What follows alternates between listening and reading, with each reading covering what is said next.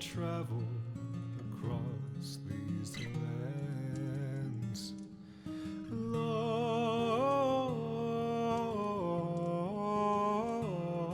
is the journey that never ends.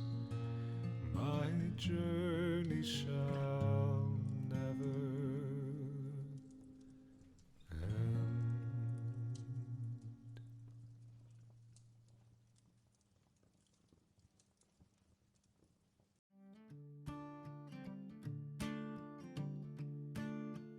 I live the life of the mercenary.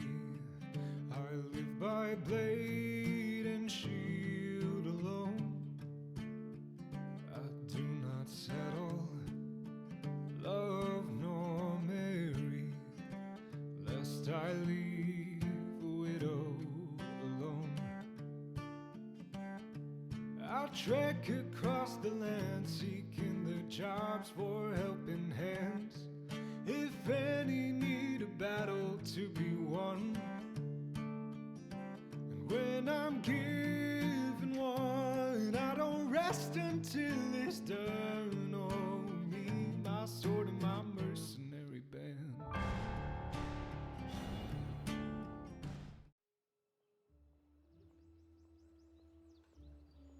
Okay, and welcome back to Wyrdcast Campaign 1, Episode 11, which I have delightfully titled Faith in Consequence, which I'm pretty sure might be a TV episode that I might have seen somewhere and I've forgotten, but it is what it is.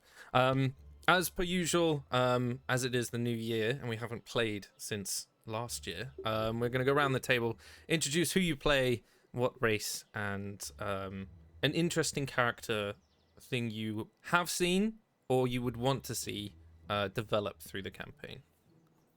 We'll start off with Bellini because it's pretty simple. Hi, I'm Bellini. I'm a turtle. I run a gambling hall where we play skee ball. I'm Bloom. I play Bellini. And one thing I would like to see develop in the campaign is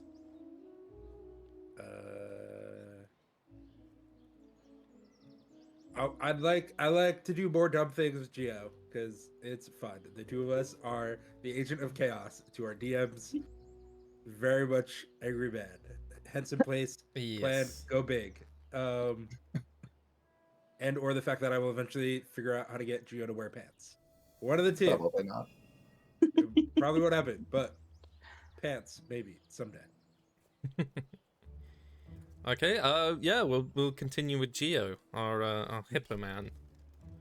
Hi everyone, I am Geo Milfeast, or Rain, and I play a gift fighter. So I am a very large, dumb hippo. I'm actually not dumb, but I act dumb. So, but I mean, Geo's not dumb. He has a very high intelligence, but yeah. Fair enough. Anything that I want to see done in the campaign?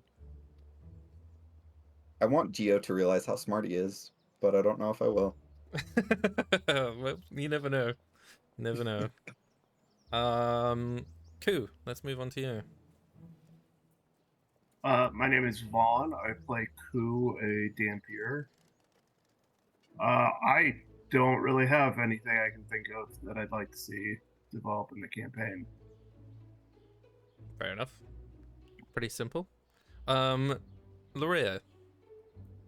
Yes, I'm Emerald. I play Lerea, an Azimar warlock that looks like a half-elf, if you don't know that she is an Azimar. I play a grave robber with a very questionable outlook on life, death, and unlife. And it's quite a difficult question actually, but I'm very curious about the political intrigue unfolding that we've kind of started to dig into in some earlier sessions. So I'm very curious about that. Nice. So last we left off, the party, minus one person, who was busy doing paperwork, as we've been told, were asked to perhaps procure an item from a black market auction things went down, and the result is we left off with Lerea and Bellini running to the nearest Church of the Trinity, as she was slowly being infected by this artifact that had latched onto her. Geo not too far behind, having just gently basked in his heroic admiration from the rest of the guards, who now consider him their greatest hero, but quickly able to catch up with you guys. As you get there, you can still feel the tension in the aftermath of the recent heist. But tonight, the church's lanterns radiate a very calming warmth as Bellini leads the way. You're rushed into a side chapel, known as the Sanctuary of Vines, reserved for those seeking Zephyrix's healing, the Lord of Nature. Here, living ivy grows along white columns and drapes across the rafters in vibrant green cascades. The faint fragrance of aromatic herbs, rosemary, cedar, and mint cling to the air, leading the chamber a tranquil, almost woodland feel. There's flickering lights, and you can see its dancing plant shadows across the polished stone floors. It's still the early hours of the morning now, and so the darkness still has that residual tension looming over you. Bellini and Lerea, you arrive there first, and Geo, not too far behind, quickly ushered into the same chamber. There stands a priest that Bellini is very well aware of and comes to see quite a lot. His name is Rion, draped in forest green robes and silver threads. Very simple human man, very elderly. He's got lines at the corner of his eyes that hint at many nights spent aiding the afflicted. There's a cluster of acolytes that hover nearby, wide-eyed but reverent, and they're all very focused on the very pain-stricken face of Lerea. Take it away.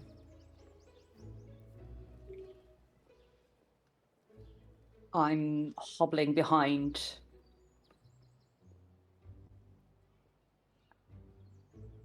Bellini, you're muted. Riyadh, she touched a thing. Help. And then F is just like standing on my shoulder as we come running into this room. It's cursed, I think. Probably. I don't know these things. Maybe help. Yeah. It hurts. And you see that my face is really, really sweating, and I'm really biting through the pain. I'm trying not to look in pain, but that's near impossible. And I'm just, it hurts. I'm not sure what it is. It's just, I need this out. It's inside of my hand. It needs to go. Can you please help?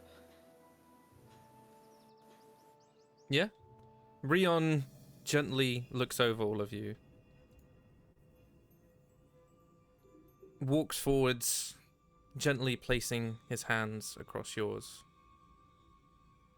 There's a soft glow that emanates between his palm and your skin.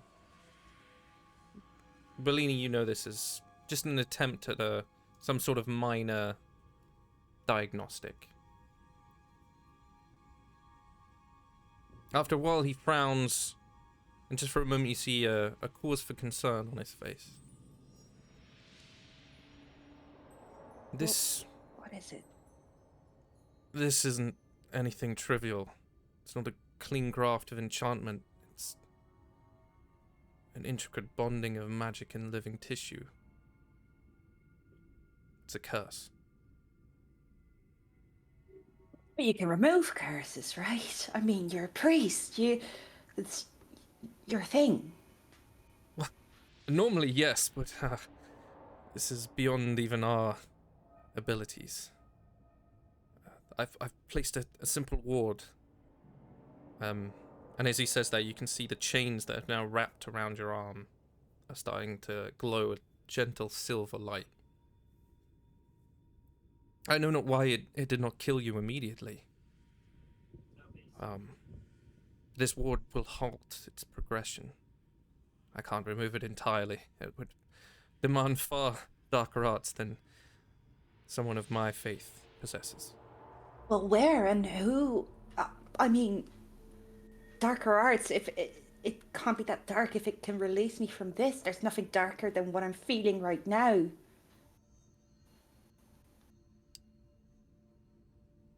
There's a small glance at you as you say that.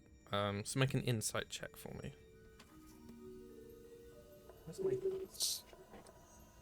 That is a 14. Okay, 14's good enough. There's a flicker of disagreement with you. Almost as during his diagnostic he might have sensed something else.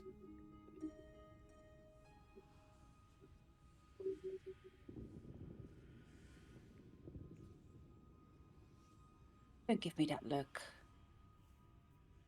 You've seen what has happened. I can see it in your eyes. This is serious.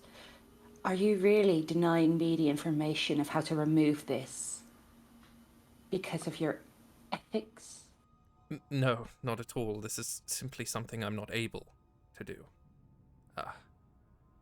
Look, I don't know what thing you've got yourself tied up with, but I think it might be the thing that's keeping you alive. You see confusion. But it was supposed to kill me. But now it's keeping me alive. No, not the key.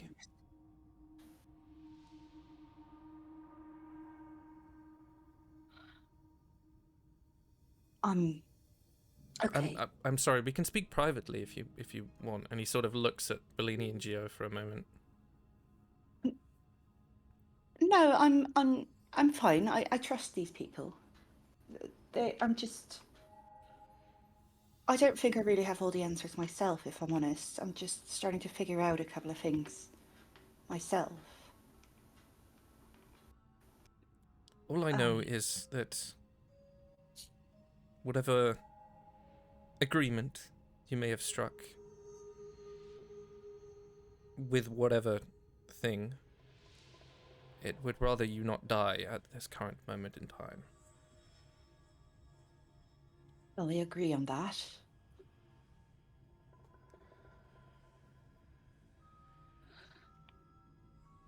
Thank you for the ward. I didn't mean to come across as ungrateful. I'm just, filled with adrenaline. I'm sure you understand. I suppose we'll just have to find another way. As you're talking, there's a young halfling who quickly runs up to Gio and is very staring in admiration at how tall he is. Because this halfling's about 2.5 feet, and Gio's pushing 9 on a slow day. Well, I can get taller if you really want to look up at me.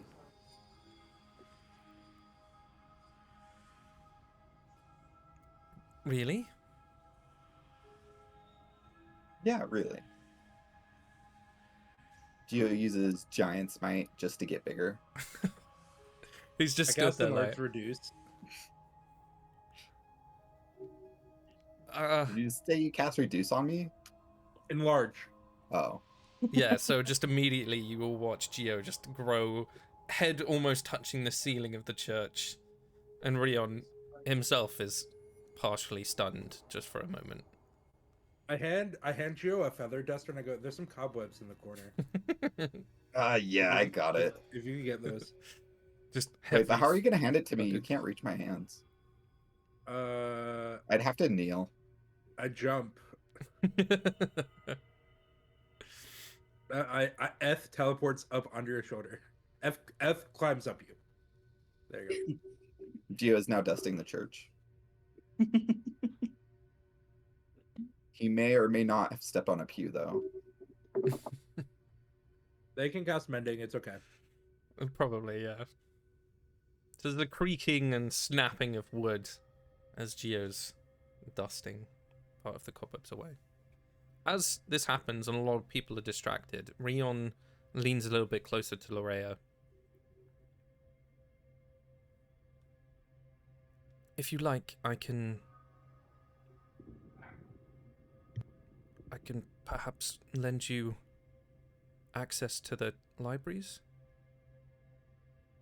I'm told there's research on such things. That would be wonderful. I could not be more grateful. Thank you so much. Father, Papa, I'm not sure what to refer to you as. They just called me Rion. We don't really have title. Okay. Thank you, Rion. That's okay.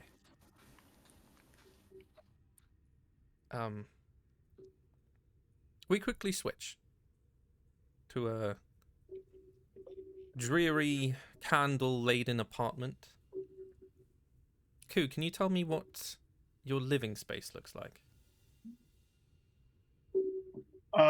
Whose living space is mostly just very simple.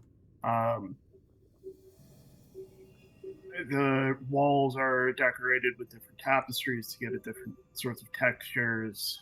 A lot of blankets and rugs scattered throughout to help warm the space up. Very simple furniture, matching, but nothing overly elegant.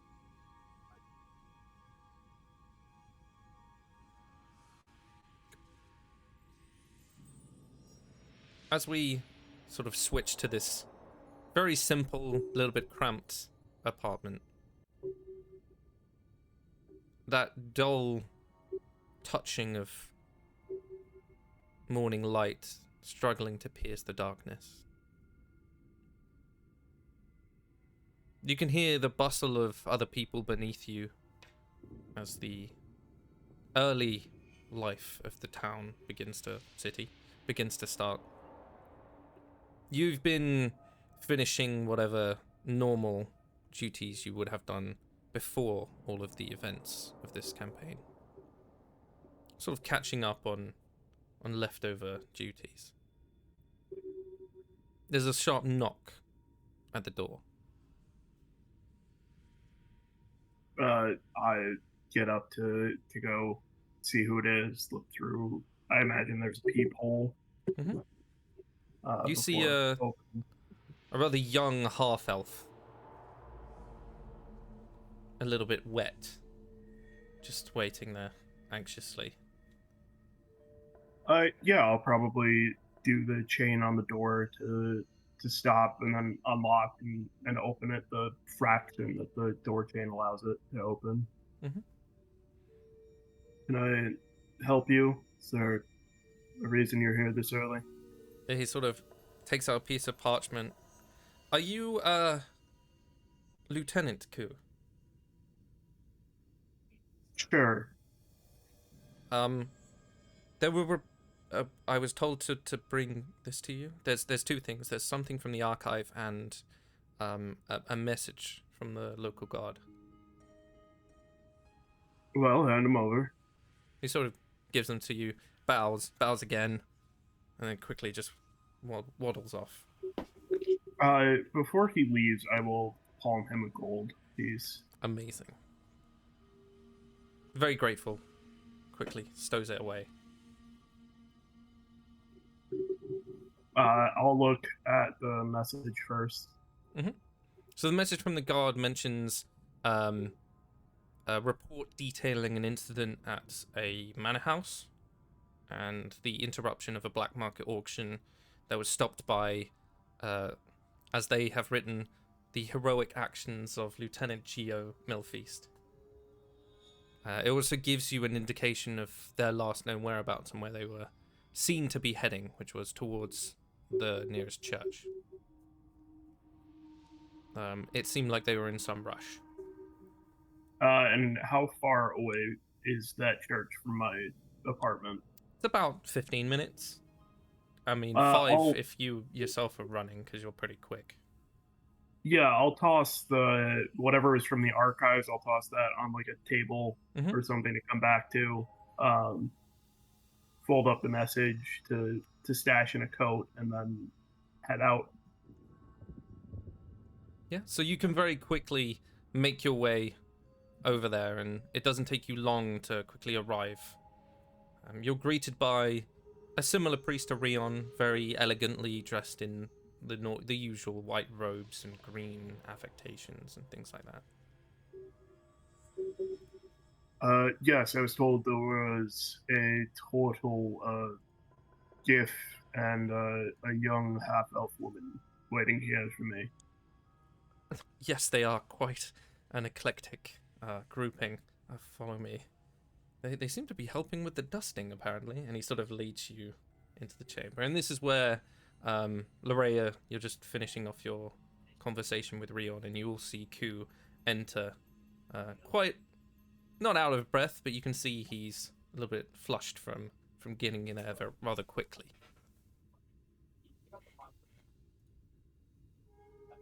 Haiku. Thank you. I'm just passing out ski ball tickets at the moment.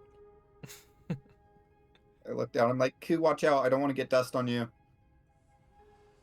I appreciate that, Geo. Good work with the auction. They said I received a message that you all hurried here. Is everything okay? Well, yes. That there were some complications, but we successfully fended off some illicit actions from rogues while procuring some very sensitive cargo. And I kind of shortly show my hand before reaching into my pocket and grabbing a glove to put over it in fear of touching people with it. There might be some loose ends to this, but for now we're all right. It's good of you to come. Two people had very bad days. They thought they were just gonna steal some stuff, and they got turned into piles of ash. One of them may or may not have jumped into a flaming spear. Spirit sphere. It was beautiful. I made new friends. You just look up at Geo and he's smiling awkwardly. He shrinks as he smiles a little bit as enlarge wears off. Yeah. That's good to hear, buddy. Pat like his calf, since cannot reach much higher.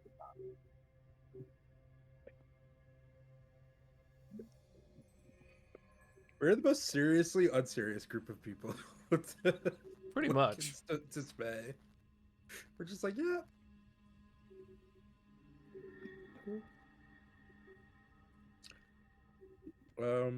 Well,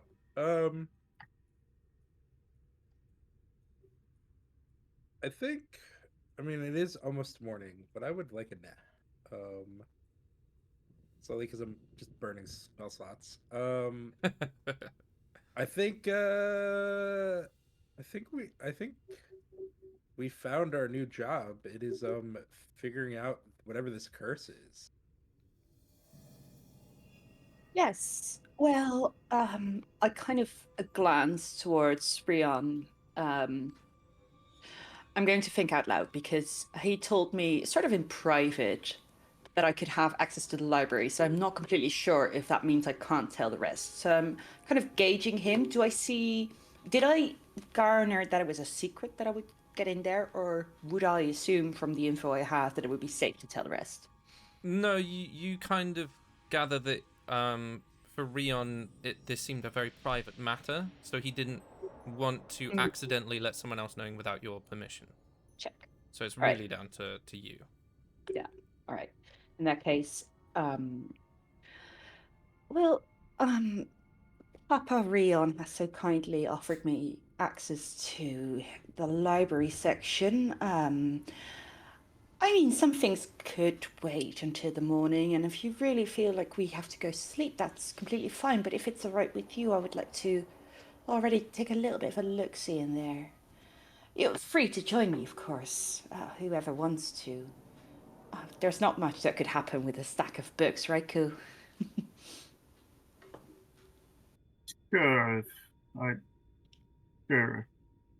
Uh, we should still be careful.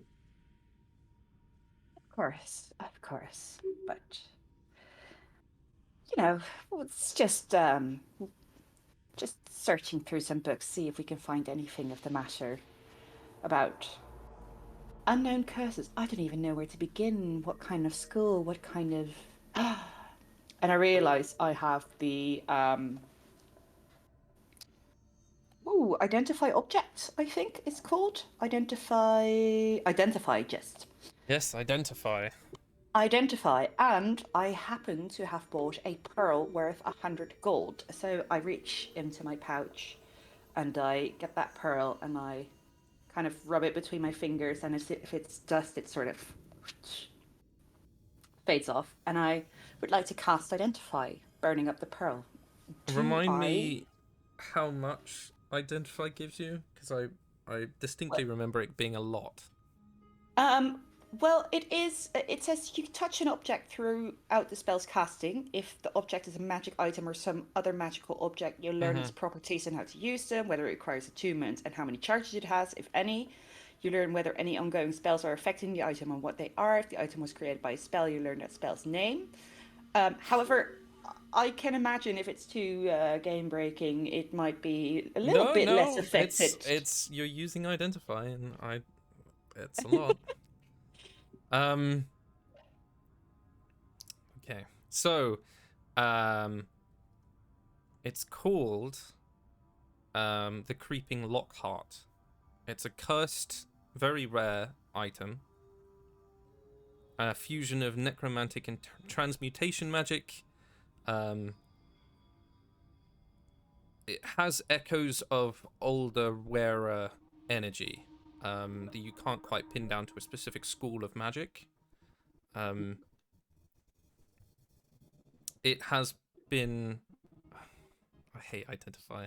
It has been linked to various houses, noble houses within Elindrian. And a lot of gossip around that revolves around there being 3 of them, and they were all lost. And a lot of talk about taboo arcana around them. The locket physically fuses with anyone wearing to it, forcing a disintegration spell upon them, bonding to skin and sometimes muscle tissue. Any attempt to remove it has caused any host excruciating pain and severe harm, and standard remove curses alone does not suffice.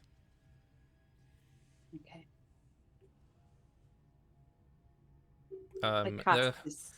Sorry. Yeah, sorry, no, I forgot there's more about it. There has only ever been known as one person able to wear this locket, although that name was never known.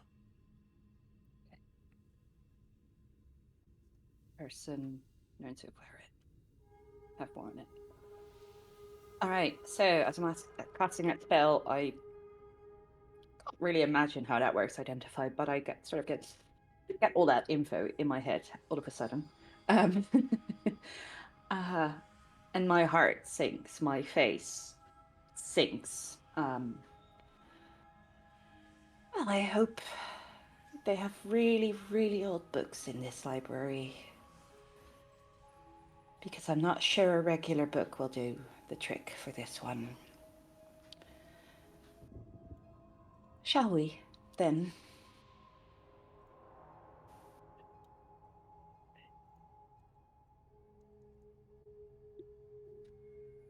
Yeah, sure. Yeah, okay. I can nap in a library. I proceed into the library. Sure.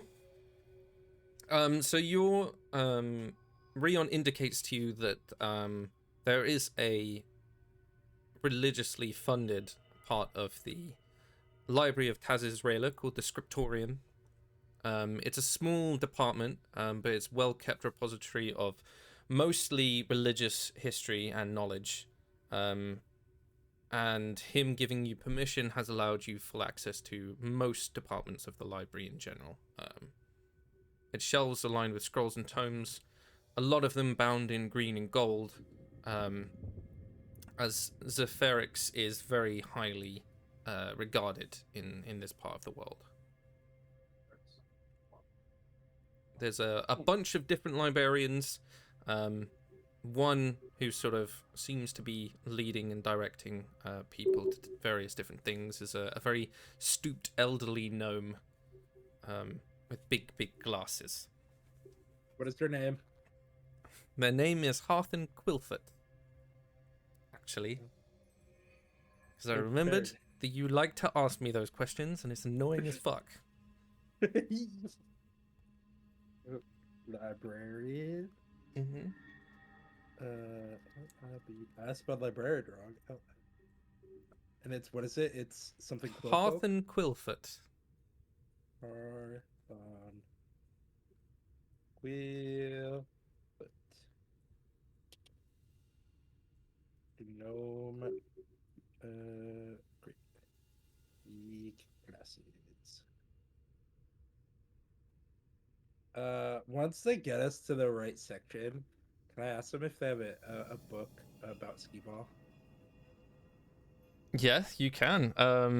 Make a persuasion? Yeah. Yeah, let's go with that.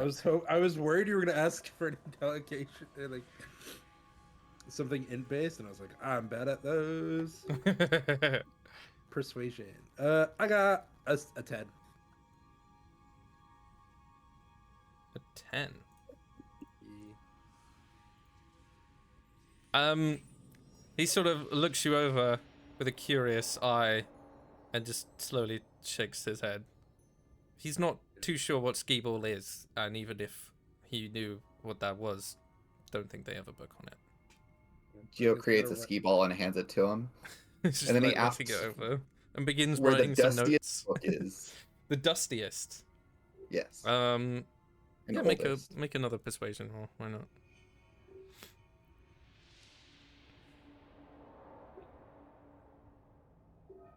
10. 10. Tell you what, I will. Okay, that is such a shit roll. He sort of nods for a minute. If you'll follow me, sir. And waddles Yeah, I off. can do that. He leads you to a section of this library that's named Information on Cleanliness and Keeping Your Home Right. There's a big, vast section. He leads you to a very glass case, a massive book that's covered in dust. And there's a small placard at the bottom that reads, "Do not touch, do not clean, Joran's Book of Dust. Information of dust in various qualities." He's like gesturing to it for you. I open the glass case and I pick it up. It's very quick, like, no, oh. It's just clouds in the air. This appears to be a documentation of various different dust that people have found throughout the world and the categorization of dust. I pick up some of the dust and I just rub it on my legs and carry it around with me. Yeah. You get a very I also frowned some of it to brow. see if I can get smarter. Anyone else? I start writing a book about skee-ball. Skee-ball 101, a guide for those who like skee-ball, or those who are curious, by Bellini. No last name, just Bellini. He's like Cher. Bellini might have a last name. I don't actually know what it is. I also don't know. We've just avoided saying it this whole time. I don't have one on the character sheet yet, but I don't know. I don't know what it is. I'll think about it. Okay. I asked the very kind librarian, could you perhaps point us in the right direction? Something about older curses and possibly how to remove them, or just information, really. Anything is welcome. Of course. He leads you down to a very on theme for what you're looking for. They seem to have deliberately not well lit this area. It's sort of not a forbidden section, but more of a taboo titling. Takes a few books out, places them on a table in front of you. One of them is titled Flesh and Vine, The Forbidden Arts of Grafting. There's another that's The Dark Arts of Curses and Spells. And the last one is A Dark History of Elendrian.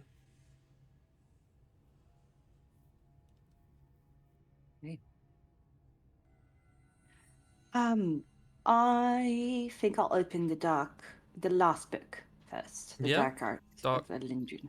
Yeah. So make an investigation roll just to see if you can quickly identify anything that might give you some help. It's for good luck. Thank you. Oh, it was good luck. It's 15. 15. Yeah, that's good enough. So this one's very dark, cracked leather, and there's twisted roots of a tree sort of bound into the binding of the book. The contents are mostly hidden and forbidden histories of Elendrian. A lot of the old rumors and myths of side of this continent that's seldom spoken in a lot of temples or courts, or just public in general. A lot of different exploration of events and people and powers that shape the region through very shadowed means. So a lot of manipulation, dealings, things like that.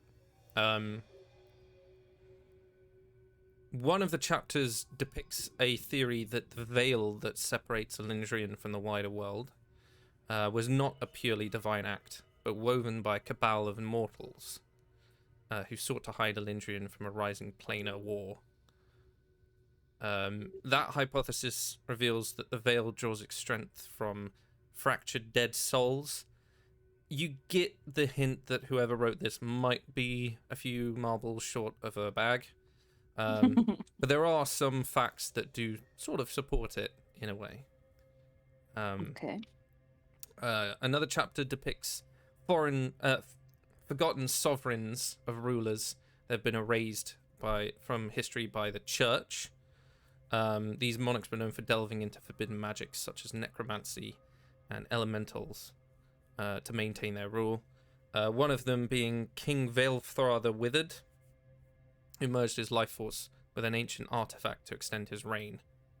It turned into a living husk that terrorized the land for centuries and was known as the First Wraith.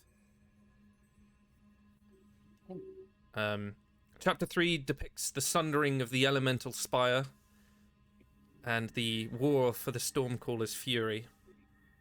It claims the event was no accident, but orchestrated by high arcanists and a prince of the elementals to sever ties and combine the elemental plane of air with Exillian, which is a neighboring continent. It was stopped, thankfully, and the end of the world, essentially, was prevented.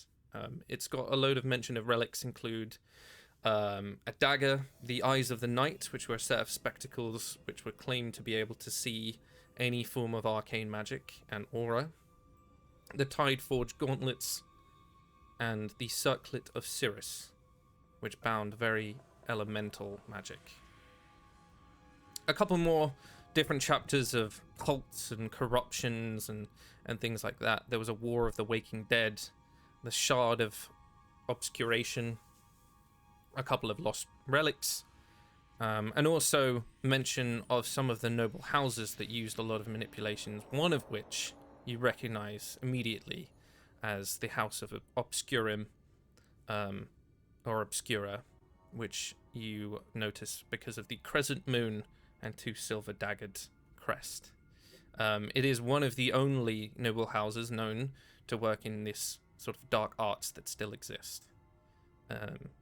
Only because they are sovereignty and they could never be usurped for various different reasons, one of them being the politically charge between 2 or 3 various different kingdoms, as well as the location of Obscurum is quite kept away from the rest of the world because it's on the spit of land, and there's only one way in unless you're on a ship. So like on a peninsula, sort of. Yeah.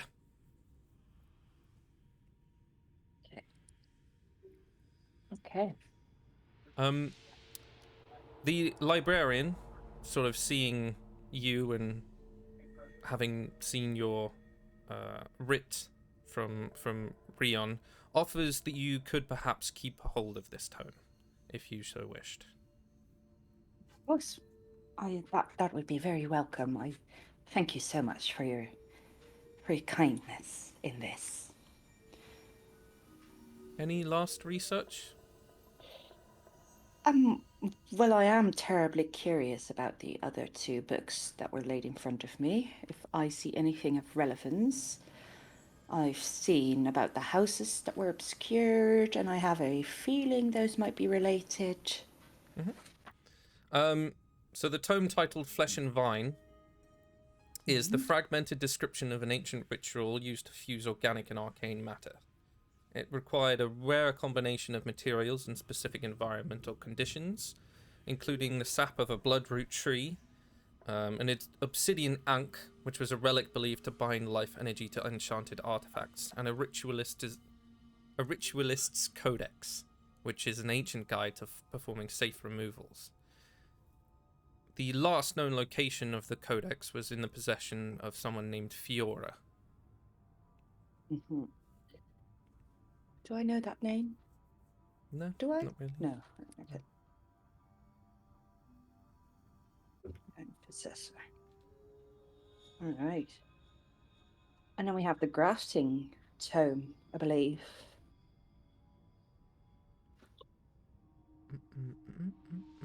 Oh no, so that is the Forbidden Acts of Grafting. That's Flesh and sorry. Vine. Yeah. Okay. The last one is Cursed and Dark Artifact, I think. I don't remember what I named it now. Yes, because the other one was the dark arts throughout Exandria. Let me just Exandria. find it. Lindria. Yep, it's definitely not the same place. No. Oh yes. Cursed and Dark Artifacts.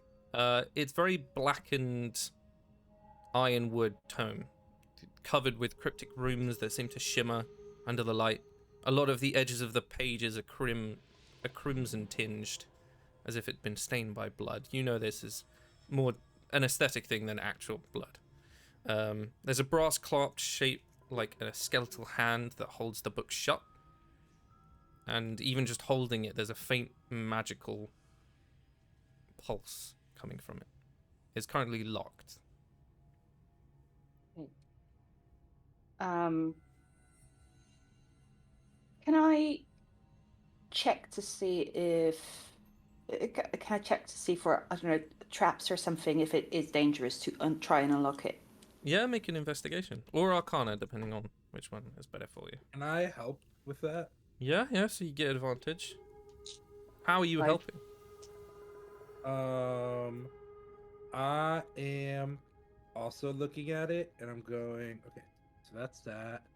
What language is it written in, like on the cover? It's common on the cover. So that's this here. And I'm just like, well, I like take out a little brush out of my bag, and I like sweep it away. I sweep the like area around the lock and just make it nice and helping clean, and be like, okay, here you go. Okay. I have rolled very shit. I've rolled a 10 as with advantage. You can tell that this book almost doesn't want to open, like it's living. You're not sure how you would open it if you could. Can I tickle its spine? And go I Gucci use Gucci You can Goo? if you intimidation want, on the yeah. book. Yeah, can I go Gucci Gucci Goo? Open up. Open up. If you want. Open up. What do I roll? I have when I no go idea. Gucci Gucci Goo? Persuasion? Can I roll a persuasion? Yeah, sure. Yeah, let's go with it. I'd say if you get a 19 or higher, then you can open it. Then this. Big money, no whammy. Big money, no whammy. Big money, no whammy.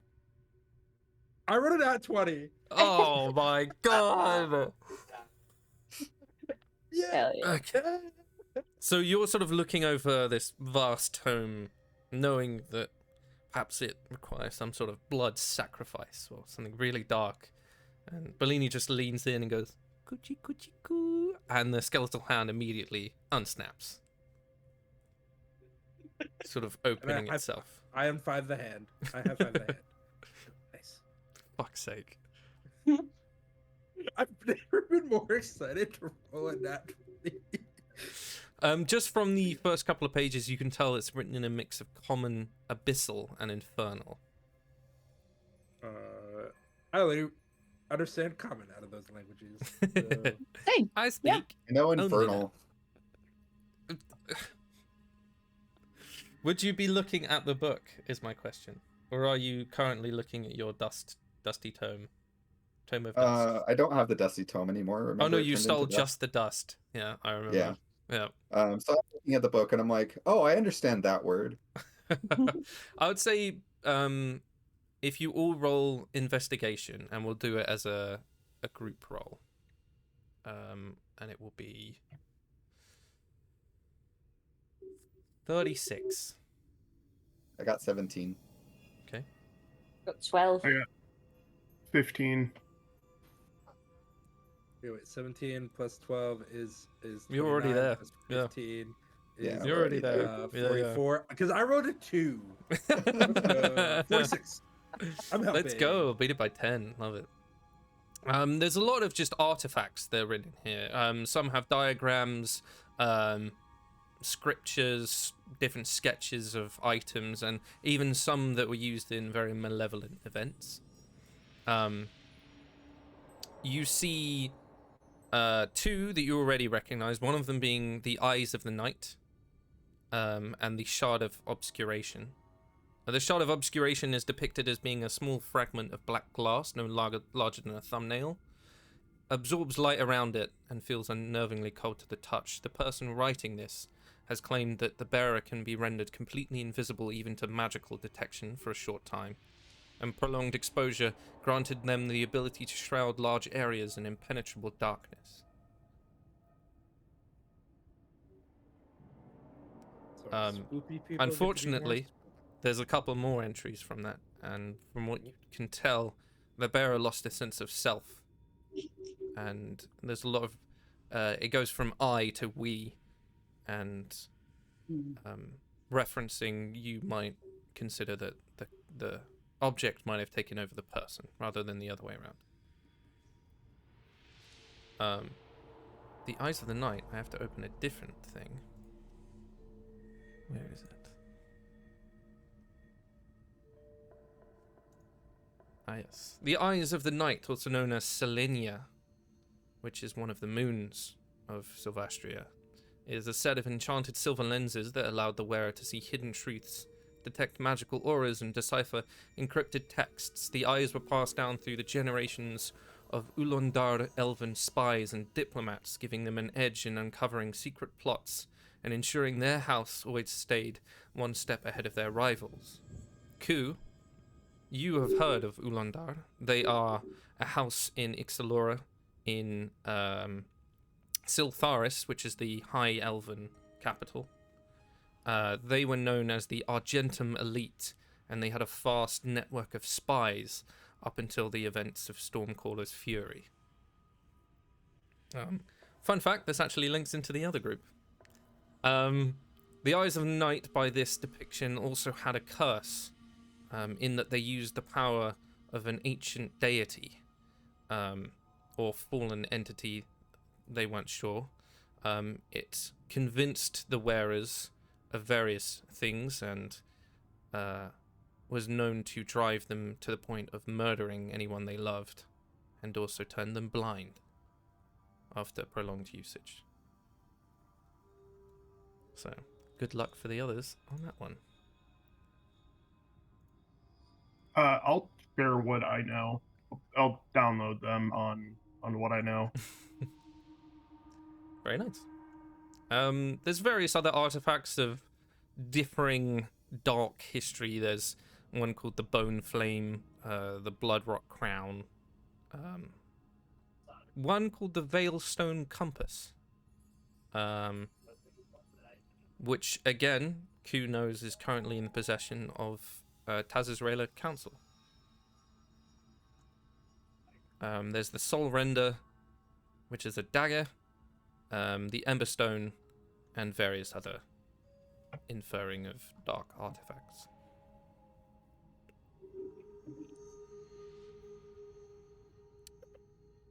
There's I also share with what I can read. a reference to your locket, or 3 of them. They were known to drain a portion of the user's vitality, whispering dark truths to its bearer before disintegrating them. It was known that it could last longer in more powerful or power-wielding individuals, and anyone that it deemed not suitable for purpose would be immediately killed. All 3 of them were lost, and their locations are unknown. Well, apart from one, because you've got it. Right here, baby. Right here.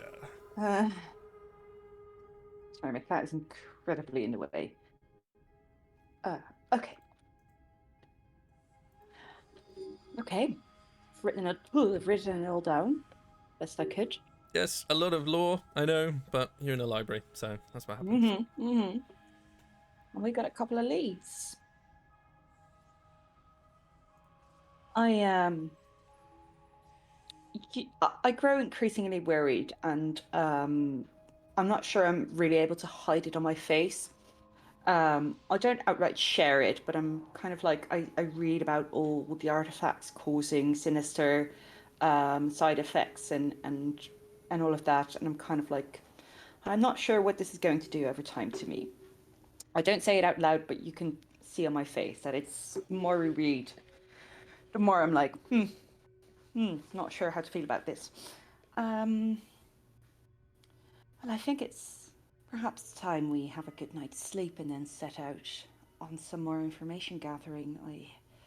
I suppose the House of Obscura could be a good starting point, seeing as we got somewhat acquainted lately. Yeah, that works for me. I would want to do a long rest though, just to rest up. Absolutely. Let's Yeah, so it Let's take is a- early morning, and you would have enough time to fall asleep and still have a lot of the day left, for sure. Are you all retiring to your individual places, or are you going back to a very familiar residence? Gio falls asleep in the library. No, my Gio, no, God. It's too late. He's asleep, and he slams into the ground, causing a bookshelf to fall over. I cast Reduce on Gio, Okay. and I look at the group, and I go, okay, I'm gonna grab his legs. Yeah, so he goes from got about an 8 arm. feet to 4. I go pick him up. He's pickable. Very pickable. Yeah. And I carry him back to the burrow house. And I put him in his... Where do you sleep? Outside the front door. Do you have a bed? You gave me one, but it's too small for me, and I broke it the first time I tried to use it, so I just sleep outside. I make a note to talk to the metalworkers family whose house blew up early in the Oh, yes. campaign. Whose name I don't remember. Whose name I also don't remember. Hold on. 'Cause I didn't think to write it down. Have it somewhere. That's what I get for portaling my notes over. I don't know what document I have them written down in. I have it written down somewhere, but I'm just adding everything to my character sheet. But yeah, they're gonna make you a big bed. The Iron Hearts. Thank you. Iron Hearts. Genevieve and Orin.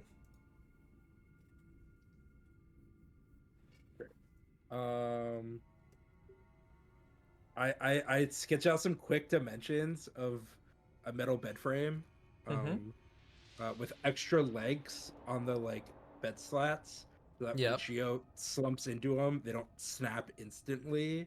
Love it. And I give it to Joey, who runs the grandma food delivery service, Turtle Eni, Every to time. when he delivers food to Orin and Genevieve, to see if they could make Geo a big bed. Fair enough. Ku and Lerea, where are we off to? Back to my apartment. Okay. Lerea? I see to it that Geo is safely carried back, and then I am off to my little shack on the outskirts, and I specifically ask Morrow to stay on my bedside table to keep me company. Yeah. So you will benefit from a long rest, and you wake up around noon the next day. Some of you obviously don't sleep as much, but all sort of convening at the Borough House at noon.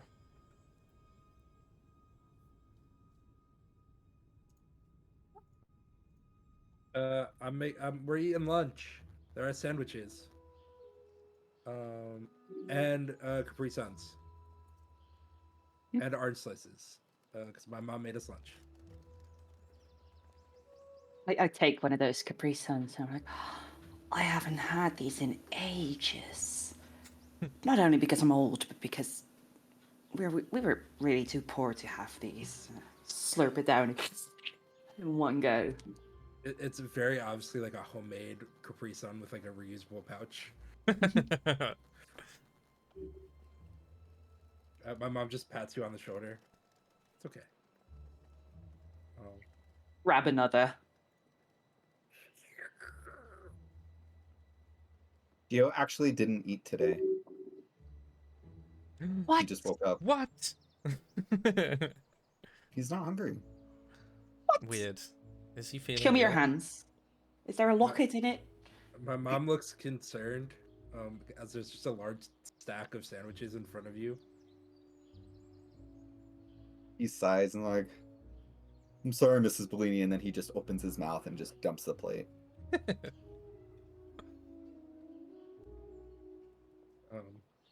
He doesn't want to waste the food. All of my various family members.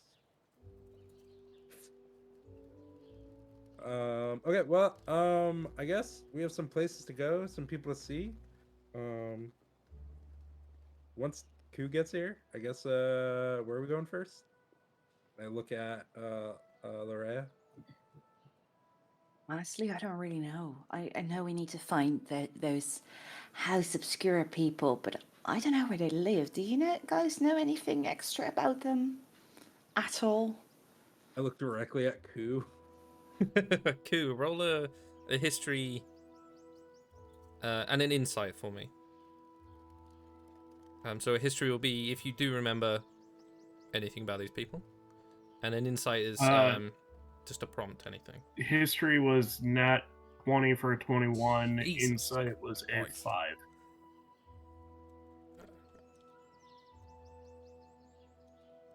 Okay, so your insight, there are some people you could ask, one of them primarily being Vinsara, who was a little bit sketchy about the details, but you knew that she did know something. She just didn't want to say it out loud during everything that was happening. But as for your history, you know that House Obscura is the reigning people for Obscurum, obviously. And they reside, let me find the map, to the northeast of Tazizrela. There's nothing in terms of kingdoms in between Cyrusia and Obscura. Oh, we lost you, Bellini. There's nothing in the way of them, and you would have to move along various different roads to get there.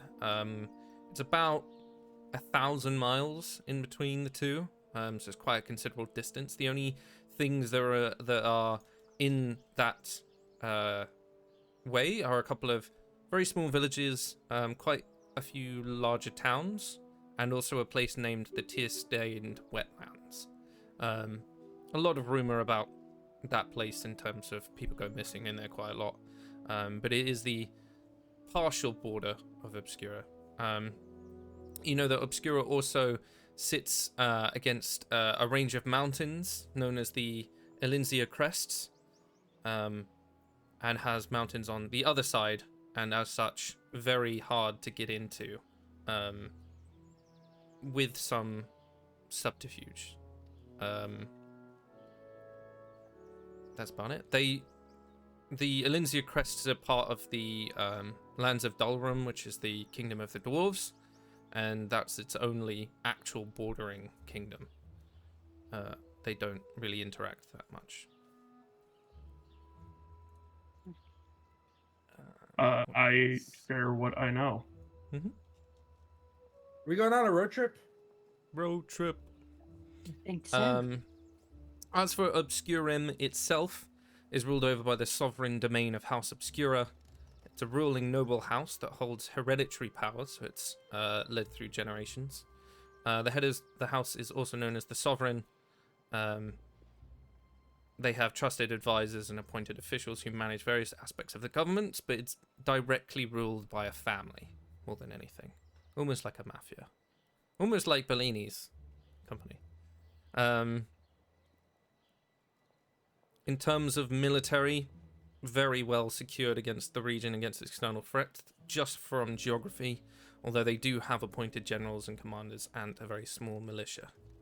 There's a lot of mystery surrounding the place. There's not a lot of details as to its cultural traits, education, citizens, economic structure. All of those things you would normally be very well informed of because of your background. They don't let a lot of information leave that place.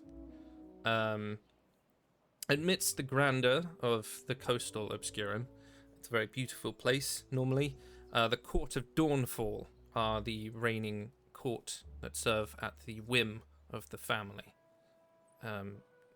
There's again a lot of rumors about them, especially about them being a very influential clandestine organization. A lot of intelligence networks and organization in that reference. But again, there's a lot of missing information is primarily what comes up for you in terms of things you've read about. Is there's always a very blank spot when it comes to that kingdom. Okay. Seems we have our location. Do we just take the main road? I think we should talk to. We don't have to, but we should talk to Vinsara and probably the council before we go to. I'm saying we can't just go to this other kingdom, but Cool. they might know something we don't know. Sounds good. And also, we should probably also tell Vinsara, our boss, that we're leaving the city. So, Good point. Yeah. okay. I pull the cart out and I look at my family and I look at Mom and I go, Mom, can you fill the cart? We're going on a road trip. Road at least the trip. four of us are. We would appreciate it. And I love you. And I'll make sure the Lucky Shell is all good before I leave. I gotta go talk to some people. and then we'll be back. We'll be back in like 2 hours. Sure. And I leave her some money so she can pimp our cart And and fill it with supplies. paint some Nice. flames on the sides. To make it go Yeah. faster. And we go to the council. Sure, yeah. So you head up to the Vasilra Citadel. Very easily for you guys to gain access. They see you a lot at the moment. Once again, there is that sort of notice of a lot more soldiers, a lot more guards. You notice a lot more new faces that quite young faces. Get the idea that maybe some conscription is going on to enlarge their forces.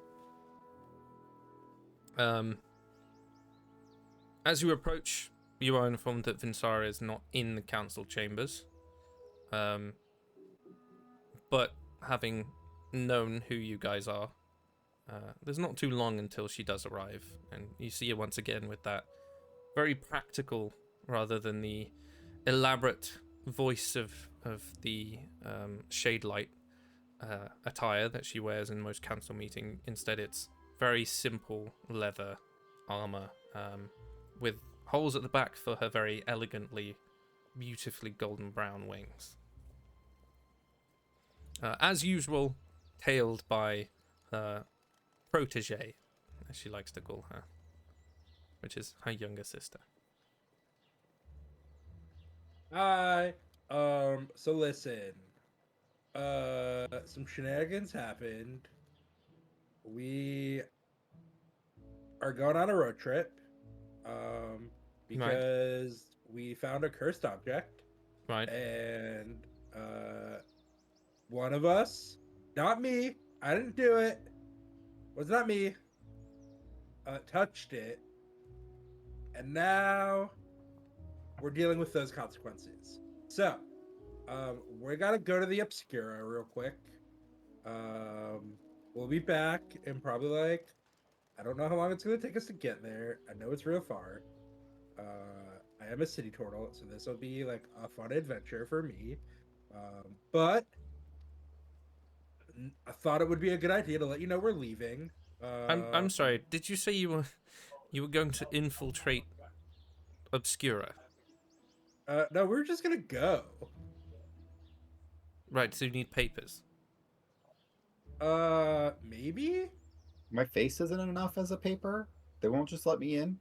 I mean, around here it is, and she sort of gives you a tap on the side of your arm. I was going to say shoulder, but you're a little bit taller. I have not been far from the city. This is new for me, but Well, it depends if you want to gain access legally or not. And she sort of gives Ku a wink. Can we not just walk down the road? I mean, yes, but once you get there, they'll ask you what you're doing there. They're very insular. So it's a bad idea to say we touched a cursed object and heard that y'all might be able to help. I mean, they are some spooky people, but you know they've been helping Cyrusia, so yeah, I mean perhaps they'd be willing to help you.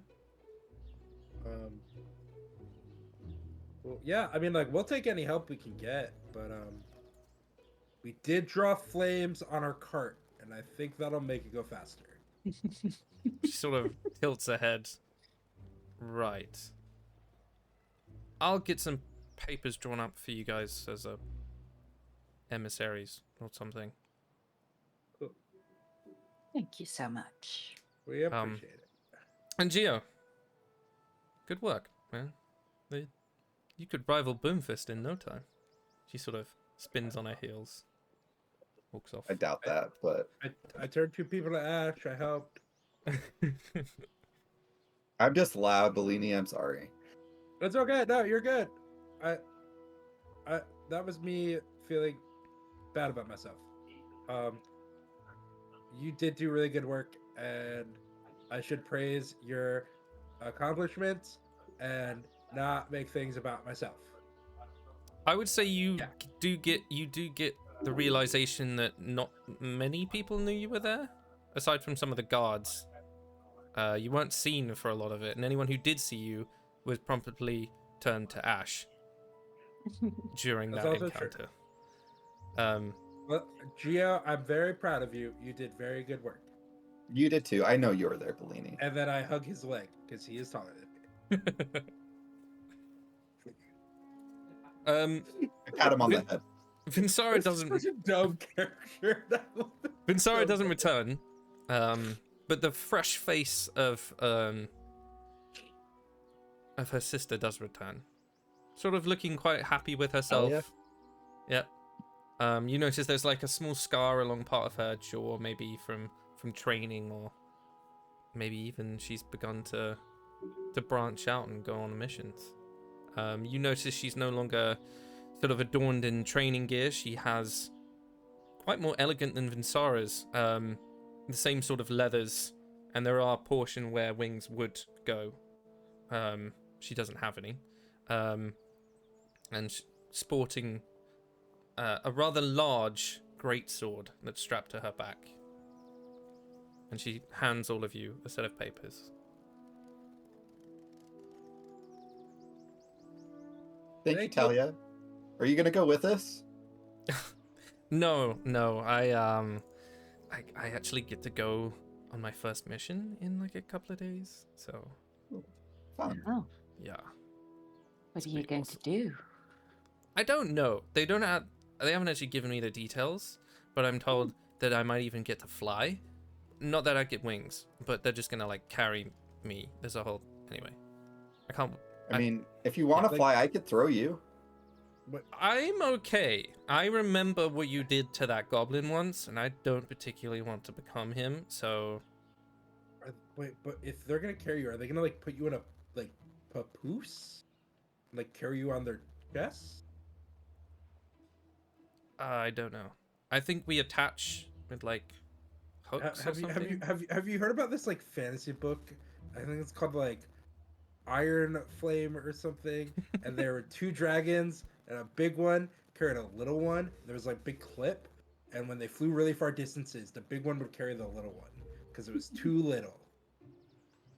I mean, yeah, probably. Some dude dressed up in a costume as it once, and there was like a yellow. There was like he had like a little pillow. Mm-hmm. That was the little dragon. You do a lot of reading, don't you? Yeah. Do you not get out much? No, I work a lot and I sit at a desk. Ah, you're the skee ball guy, right? Yeah, and I hand her a skee ball ticket. Yes. And I hand her a skee ball. Woohoo! I'm writing a book about skee ball. Can you sign this? Maybe when I get back. Yeah. No, not you. Him. Oh.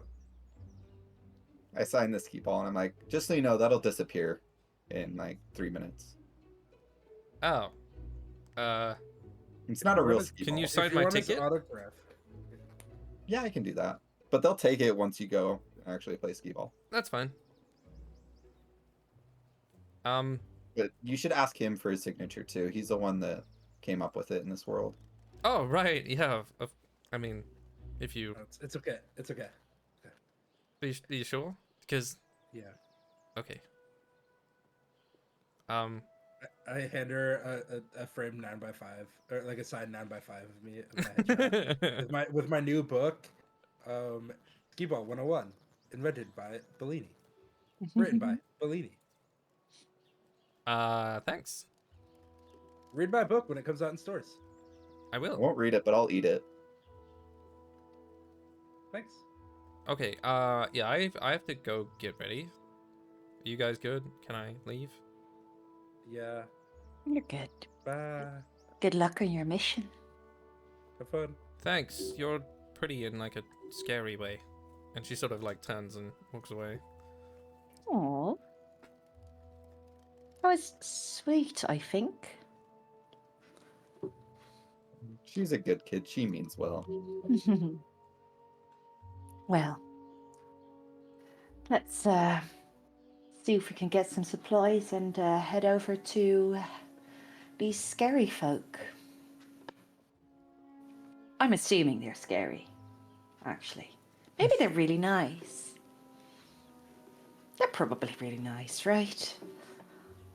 I don't imagine a family called Obscura would be very dark and mysterious. Well, it's just misunderstood. Yeah, it's all sunshine and rainbows over there. Of course. Definitely no foreshadowing at all. No, for Lerea, it's probably just another Tuesday. Yeah, true. She is creepy.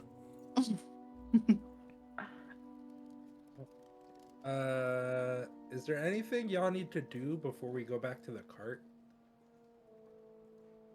I think above the table, I would like to stack up on 3 pearls just to be able to identify anything.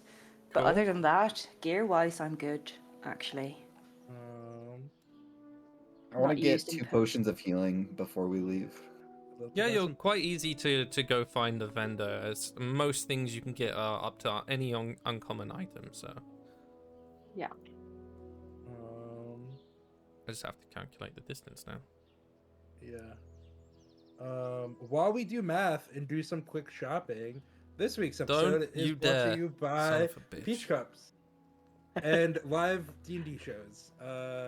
Dimension 28 Gauntlet of the Garden was great. I was there last night. It was so good. But also Peach Cups. They're great.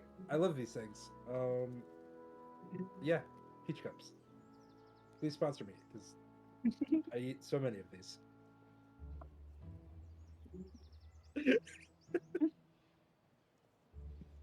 Peach cups are delicious.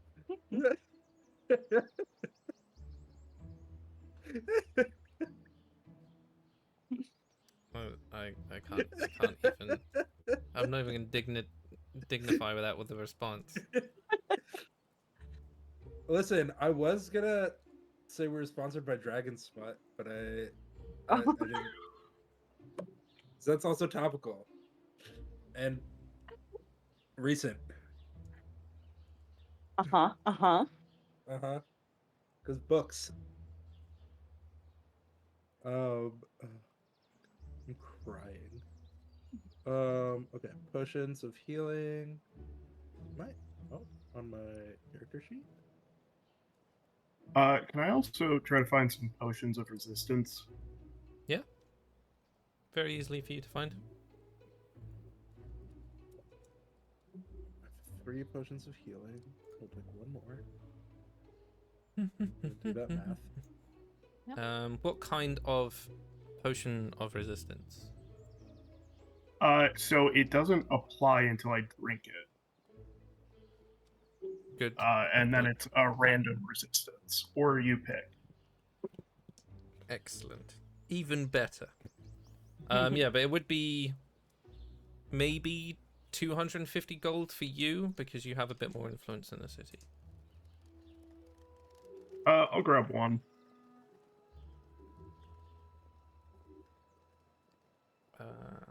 Okay. And how are you intending to travel?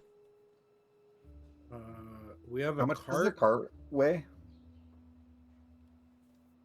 We have mules as well. We bought Yes, you do. we have enough carts and mules that we can all sit in the wagon and it pull us. Except me. We'll buy a second cart.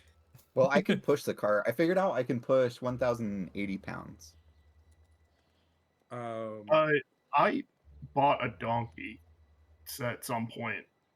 Yeah. Which is why we have like enough donkeys to pull the cart. I think there's 2 donkeys. We've done the math where we all fit. An animal pulling a carriage cart can move up to 5 times its base carrying capacity. I think we have like, I think we bought 2 or 3 donkeys, which allowed us to pull all of us. Because I think Geo himself is 1 donkey's worth of carrying capacity. That sounds about right. Bear with. You're good. I'm looking at magic items and like potions. So Of because course I have you 1,000 gold. Carrying capacity 420 pounds. Oh, no. So to take at least 2. Are you 800 pounds? Yeah, I'm 900. Holy shit. Uh,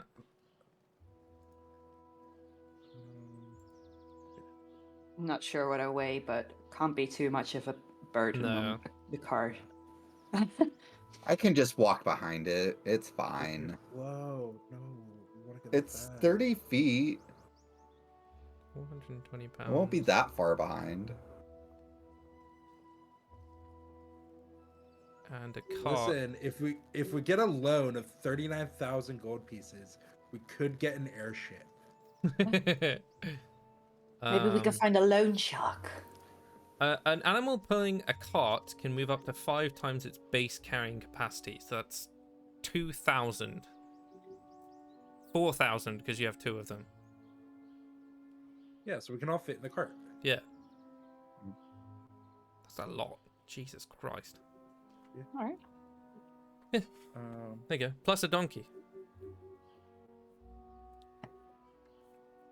So you are able to all sit in the cart if that's what you wanted to do. There is also a ring I'm looking for, a ring of mind shielding. Okay. Let me have a look.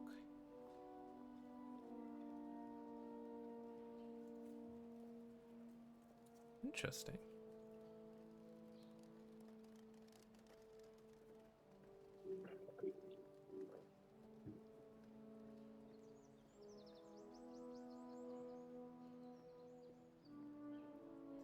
A ring of mind shielding will be.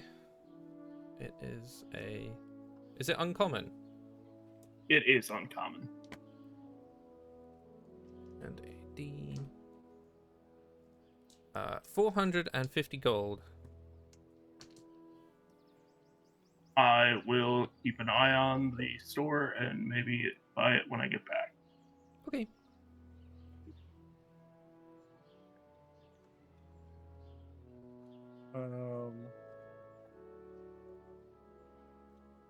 Is there a bag of holding or portable? No, those are a bag of holding is uncommon. Let me have a look.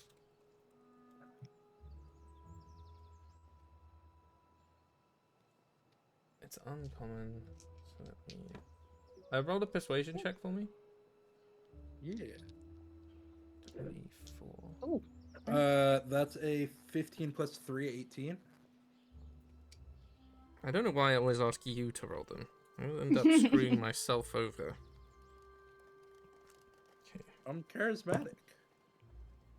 So,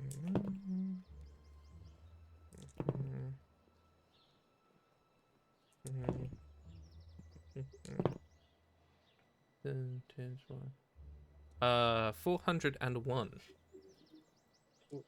I'm gonna get one of those. And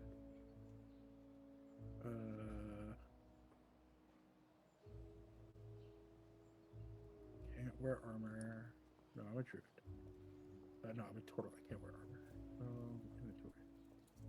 Tweedle. It's a tweedle. Is there a cloak of protection in this city I could buy? Jesus, do you want to buy everything? I have I think 1,000 gold. I already bought the cloak of protection that was in the city. Yes, you did. Is there a ring of protection?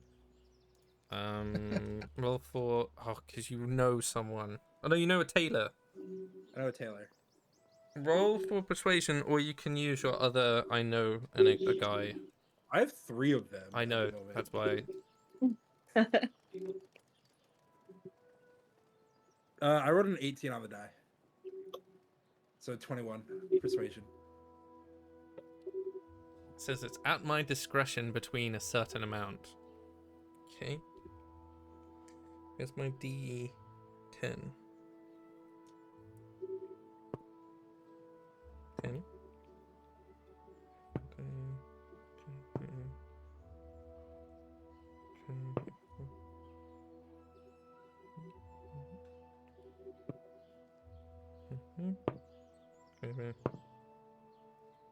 Maths is hard. Are you trying to math? 1004 is a ring of protection. No, I could buy it, but then I can't buy a bag of holding or potions, so I'll pass. Unless you did use your I know a guy. And then it'd make it 501. Well, then I could afford.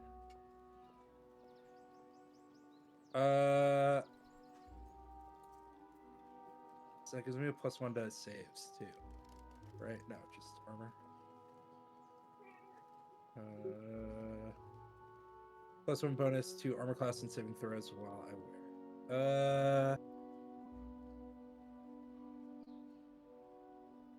No, I'll pass for now. Cool. No, that's fine. I will just take the bag of holding and some potions, some healing potions. Does the potion seller have a potion of climbing? I'm bad at those checks. Sorry? Is a potion of giant strength? What is that?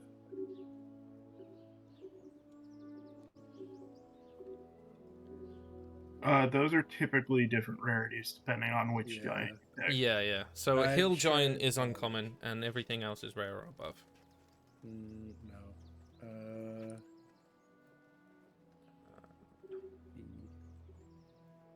Nope. Okay. All the potions I want are not available. It's all good.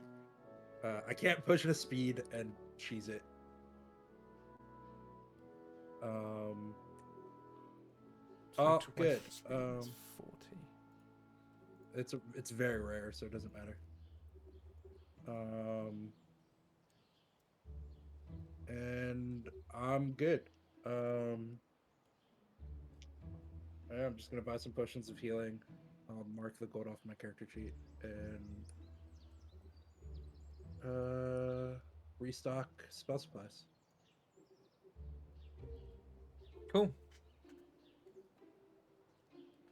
So you guys know that in order to travel at a normal pace with your various travel accoutrements, it would take you about 45 days to reach the capital. Okay. So it's a Cool. little bit over a month of travel for you.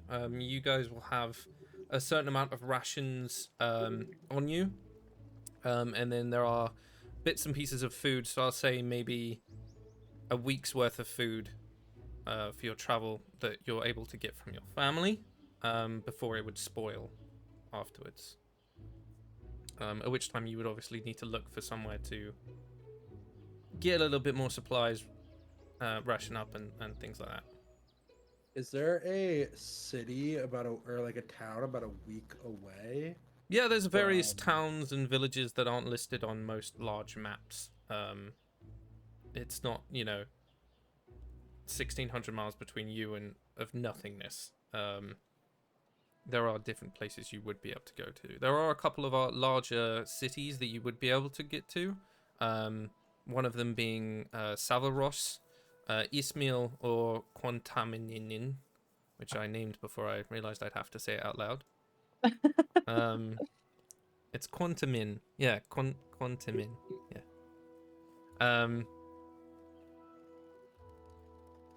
But yeah.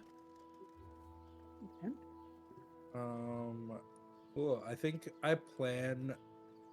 I sit down, and look at all the maps, and I talk it over with everyone. I plan a journey that takes us about 7 days to get to a city where we can restock. Good choice.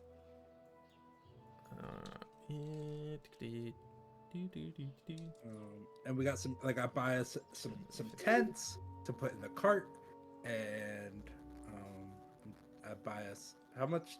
Yeah, I buy us all the stuff we need for our 45-day journey, knowing that we're gonna have to restock every 7 days. But I get us some tents, some extra blankies.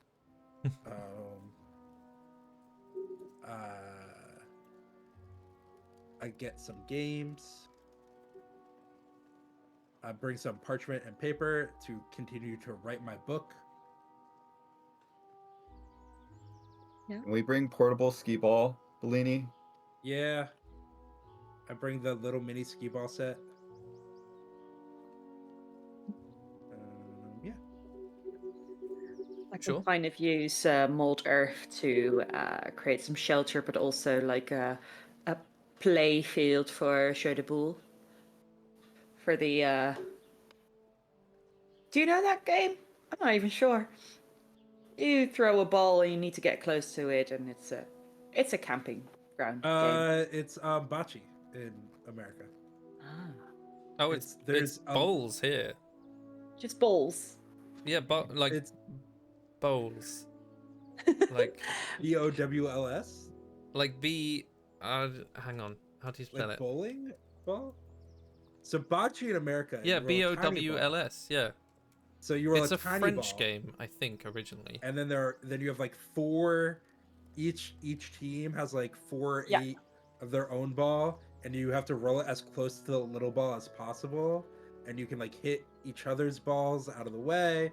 Oh, so ours is slightly different. So in English bowls, you roll it along a grass field, and try and do the same thing as you said, and you have 3 or 4, I think, and have to get close to the tiny ball. In French bowls, you throw it in the air, and you have to kind of give it a bit of backspin, and it has to land where you want it to, or it can roll. But you normally play on gravel, so when it does hit, it usually stops because it's so heavy. And then you can hit people's, if you like throw it with a good enough accuracy, you can hit people's ball out of the way because it lands. You can also hit people. You can also hit people. I wouldn't advise that, but Yeah. Well, French do that ball, with American mostly ball. I mean, Exillian we'll call it a ball, fantasy combination of all 3. bocce, petanque, lawn bowling. What have you? Do y'all have lawn darts in your country? I know what they are. I think they're banned here, actually. They're also technically banned in America. At least the old version is. They have a new version where they're like foam tip. But I'm sure Lerea is clever enough to get some branches and fabricate some things so we can do some stupid lawn darts and injure ourselves. I have some She arrows knows we that. could use. Yeah. You just play that game from Grown Ups where you shoot an arrow in the air and they have to run in different directions. I mean, that's lawn darts. Oh my god. Is that actually? No, lawn darts is there's like a hoop in the middle of a field, and you throw essentially like a 9-inch nail with fins attached to the end of it, and your goal is to like throw it up in the air and have it land in the hoop, like in the circle on the ground, and embed itself in the ground. And in the 70s or 80s, this was a thing, and then some kids figured out, oh, well, you can just throw it up in your air, and you'll just impale people. Okay. Lawn darts. Anyway, Brought we to have you, supplies and we have games and we have yeah. shelter. Sponsoring this week's episode of the Wyrdcast. Oh my Lawn god. darts. I mean, as you guys go to set off, we're going to take a quick break for 5 minutes where you guys can go grab water and our audience can pee and things. Well, they can pee when they were still watching us. Anyway, you get what I mean. Yeah. And then we'll catch back up with a little bit of travel. Why not? Cool. All right, so we'll see you guys in a bit.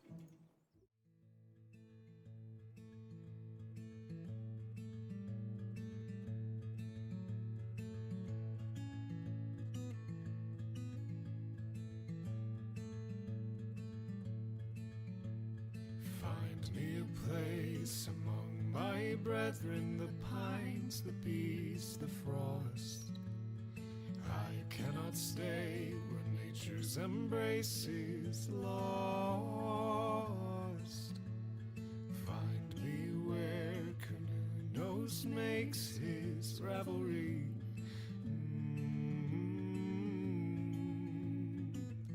Where the horned one sleeps. Down by riverside resting, no one but me.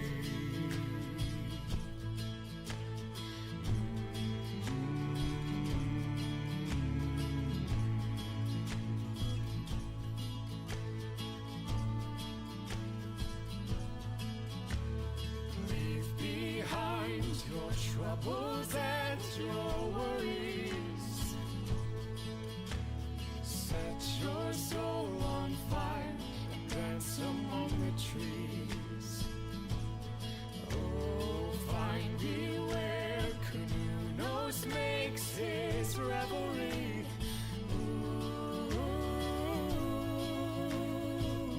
Where the horned one sleeps, deep in woodlands running, no one but me.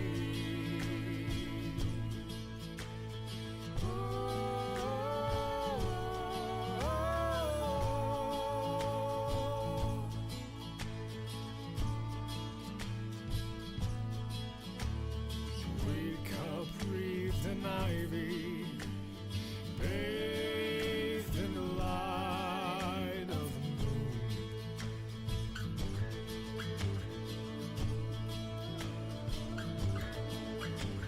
Through the canopy I see the light of the stars shining through.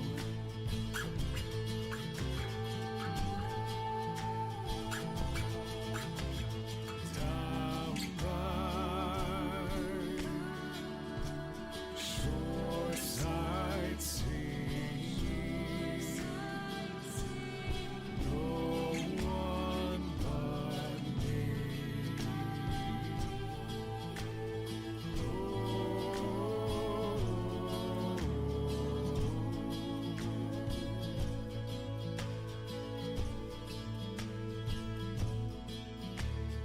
Find me where Canoes makes his revelry.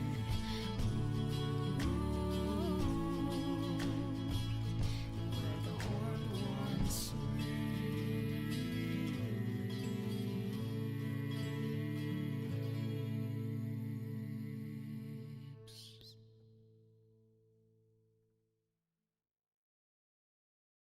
Blacksmith, blacksmith, forge me a blade of the strongest steel, that when I strike my enemies, their wounds may never heal. Blacksmith, blacksmith of your blade, legends there shall rise, for the blade that you will forge for me will deliver us from the night, the night. Oh.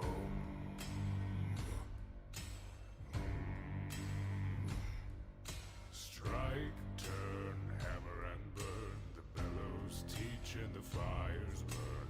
Iron, oil, temper and toil, the forge ain't hot if your blood don't boil. Blacksmith, blacksmith, forge me a blade to slay that evil heel, a sword that gleams like diamonds that can make the darkness kneel. Blacksmith, blacksmith, forge me a blade of the strongest steel, that when I strike my enemies, their wounds may never heal. Blacksmith, blacksmith of your blade, legends there shall rise, for the blade that you will forge for me will deliver us from the night, the night.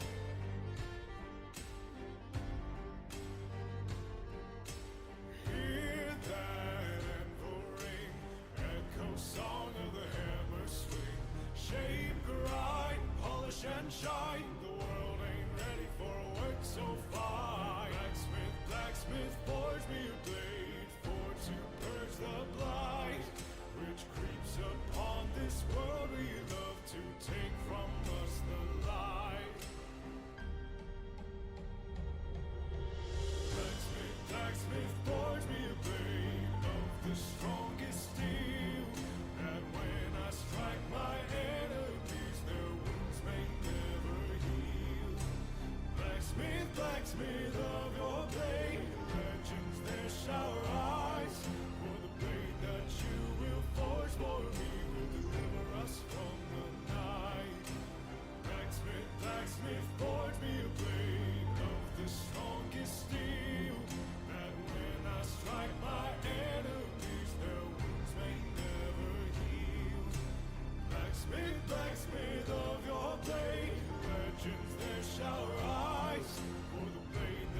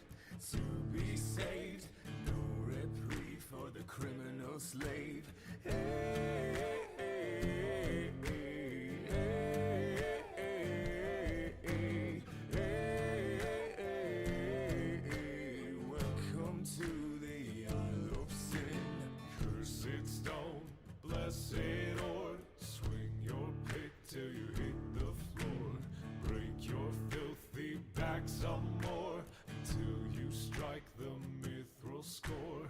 Hey, hey, hey, hey,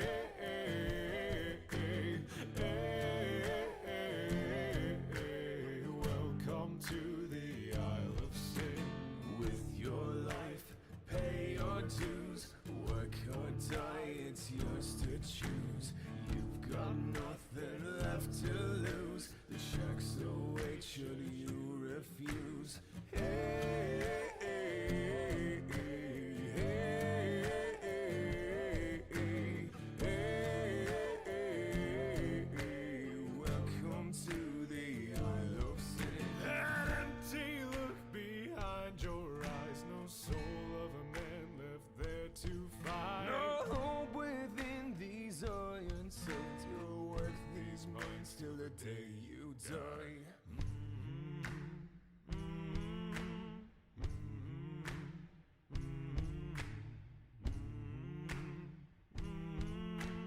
Welcome to the Isle of Sin. Hey, hey, hey, hey,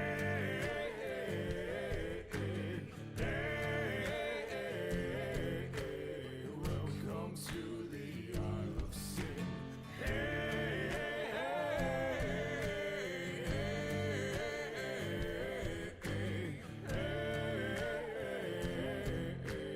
welcome to the Isle of Sin.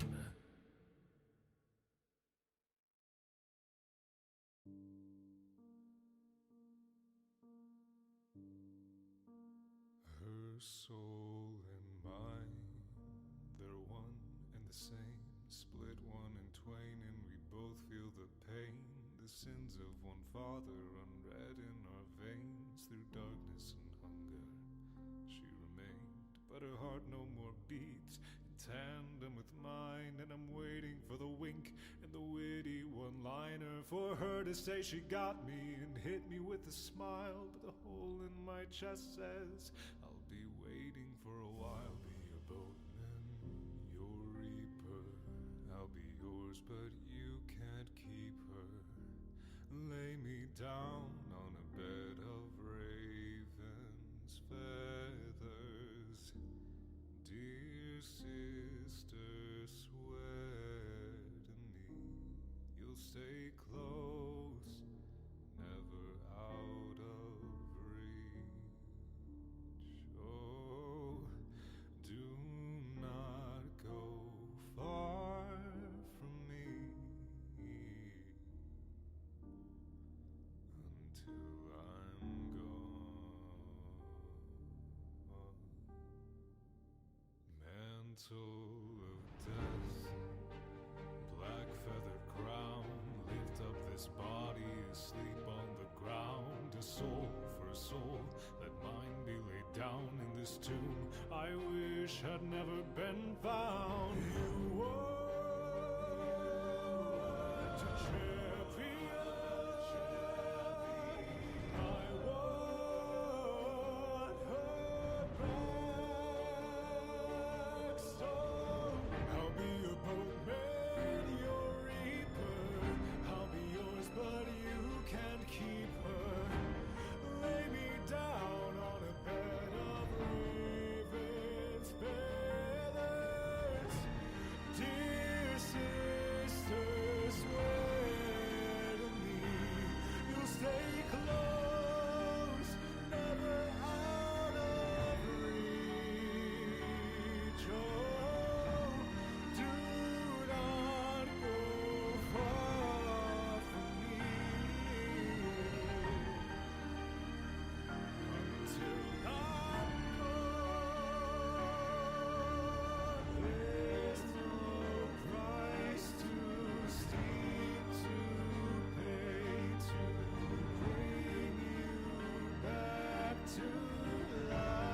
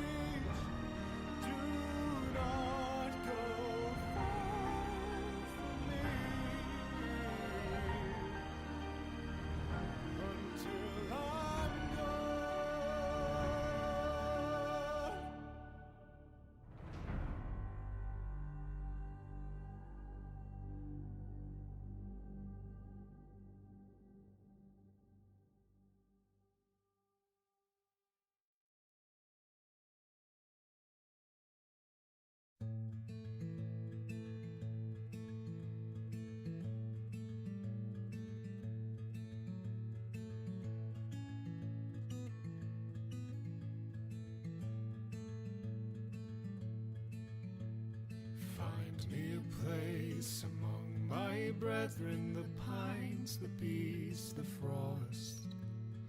I cannot stay where nature's embrace is lost. Find me where canoe nose makes his revelry.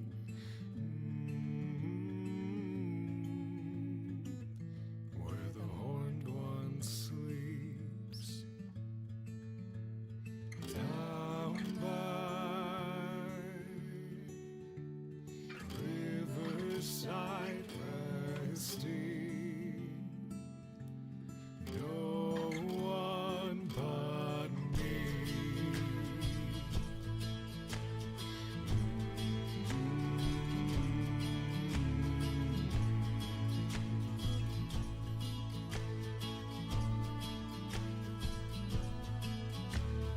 Leave behind your troubles and your worries.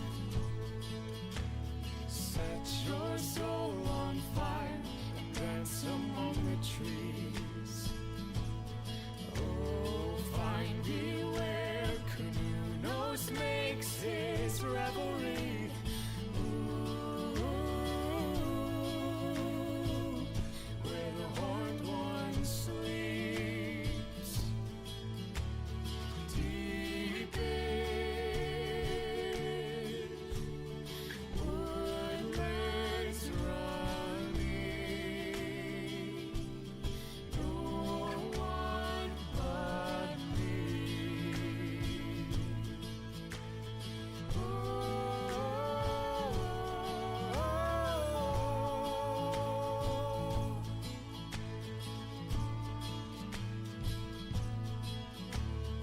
Wake up, breathe in ivy, bathed in the light of the moon.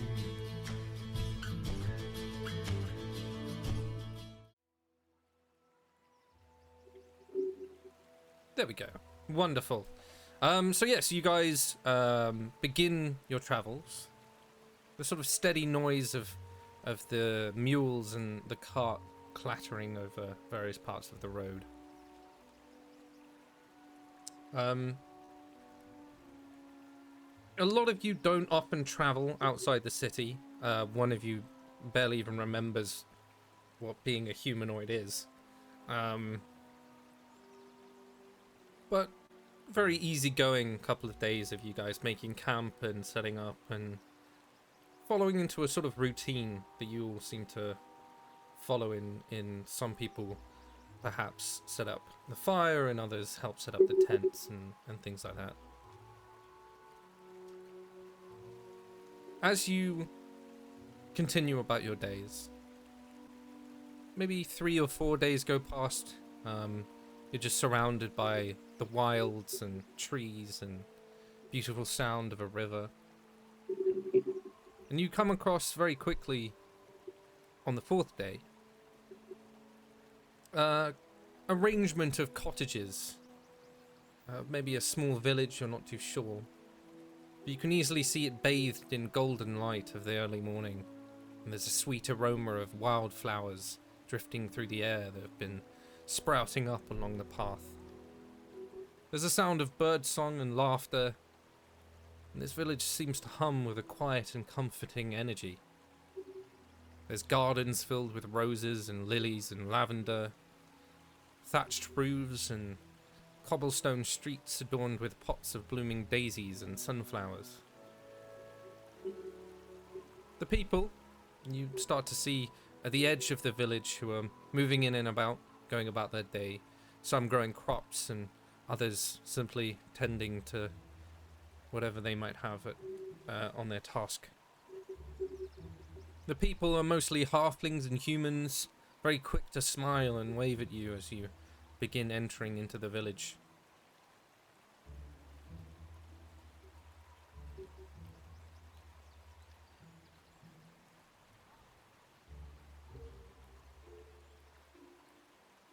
Is there anything you want to... I do some sort of insight check to make sure this isn't... They're actually friendly and this isn't A trap. something we're about to be fucking jumped. Yeah, absolutely. Yeah, roll insight. That's a gentleman's 6. This place is wonderful, charming, and a very delightful change from the very sort of rushed and tense moments that a lot of your days have been filled with of recent times.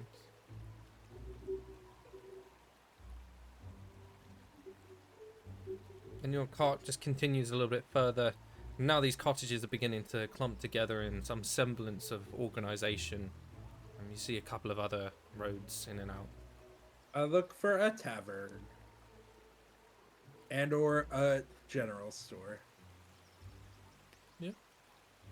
As you're passing through, there's a couple of children that dart out of doorways and peer at you, like some behind the garden gates, or some in it. One like peers through a hedge as you guys pass through, smudged with dirt, and some of them wearing like half-made flower crowns and things like that. Aw. There's a wiry old man sitting on a bench, and he's wide-brimmed hat and sort of like tilts it to you. As you sort of reach a closer portion of what you assume to be the center of the village, there's a big sign that says, "Welcome to Limwick. May the flowers guide your path." And there's a gently swinging sign in the breeze of a tavern. We go there. And what's the name of this tavern? It's called the Petals Rest. That's cute. Just got climbing wisteria and welcoming sign with little floral designs and freshly baked bread and herbal tea. Park the cart, and I look at the group and I say, take anything of value with you. I don't think we'll get robbed, but yeah. Sure. No problem.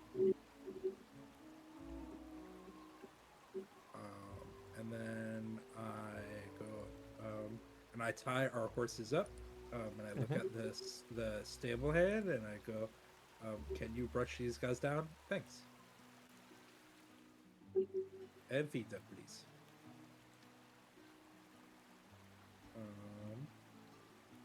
And then we head into the resting pedal, right? Is what you said? Petals Rest. The Petals Pedals Rest. rest. And walk in. Yeah. Yeah, as you sort of enter in this tavern, there's what appears to be some couple of people preparing various different decorations within, and there's strings of colourful ribbons and fresh bouquets of flowers and things like that. You're greeted by the warm glow of now rising firelight. They've just started, and there's a scent of lavender tea brewing. It's very cozy alongside this village's charm. It's got low wooden beams hung with dried herbs and wildflowers, and every chair has a patchwork quilt covered. The tables are topped with small vases of fresh blossoms, and behind the counter stands the inn's proprietor, who's a plump halfling woman with an apron dusted in flour. I would like to approach one of the guests, whatever you call them, the people doing the decorations. I'm like, excuse me, do you? Is there some kind of celebration going on? And I gesture to the decorations. She sort of turns and, you're right. I'm sorry. What was your question? Is there some sort of celebration going on? We're not from around. I'm hoping to learn a little bit about what's going on here. I can tell you're quite new to Limwick. Yes, it is the Grand Bloomin' Flower Competition. Oh, gorgeous. Is that kind of your export here, flowers? I mean, mainly crops. We're quite self-sufficient here. We don't have much in the way of trade, apart from a little tourism maybe. But yes, this is our celebration of creativity. It's our one event for the year. That sounds so nice. When is it? You're only here for Tomorrow. a short while. It's Tomorrow. yeah, it's tomorrow. Oh, what do you look? What, look at that. And I turn to my party members. Like, there's a little celebration tomorrow. We can make a flower crown for Geo. That is true. We could make Geo look pretty, than he already is. I know. How do you make a hippo look pretty? We could put have you seen Mudang? Don't talk about yourself like that. You are beautiful, Geo. Isn't he beautiful? I asked the halfling.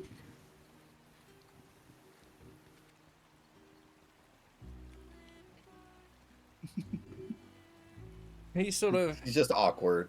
He doesn't know like what to say. looks up at Geo and he's like, "Yeah, sure, yeah." Geo accidentally burps. That is a that's a scent right there. Not compared to the flowers, though. Anything you can recommend us for this festival? Any customs we need to look out for or follow or whatever? Oh no, we're not one of those fancy towns. We're welcoming for everyone. Thank God, thank God. Where are you from? Oh, from the city. It's about a week's worth away, so we're quite tired. We're the first people we've really seen since we left home. Yeah, there's a little bit of a they look down on people like us, unfortunately. So Well, I should just speak for myself. I can't speak for my compatriots, but you know, I'm underground, so there's really not much to look down further upon. So don't worry.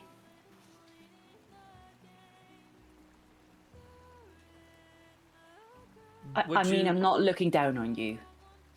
I mean, you I are in a sense unfortunately am. because I don't know if you noticed, I'm a little bit on the short side, but sure. Well, semantics.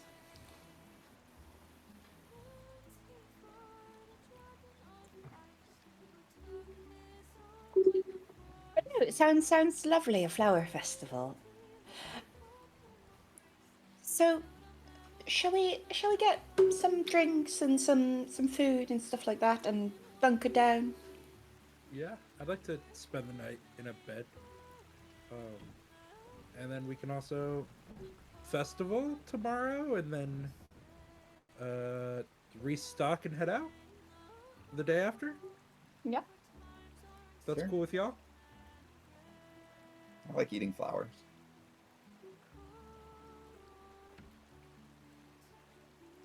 Sounds fine by me. Yeah, quickly very able to organize some rooms. It's like 6 copper. It's very cheap. I'll pay for it. Yeah, I pay for food. I pay for copper, or for beds and everything.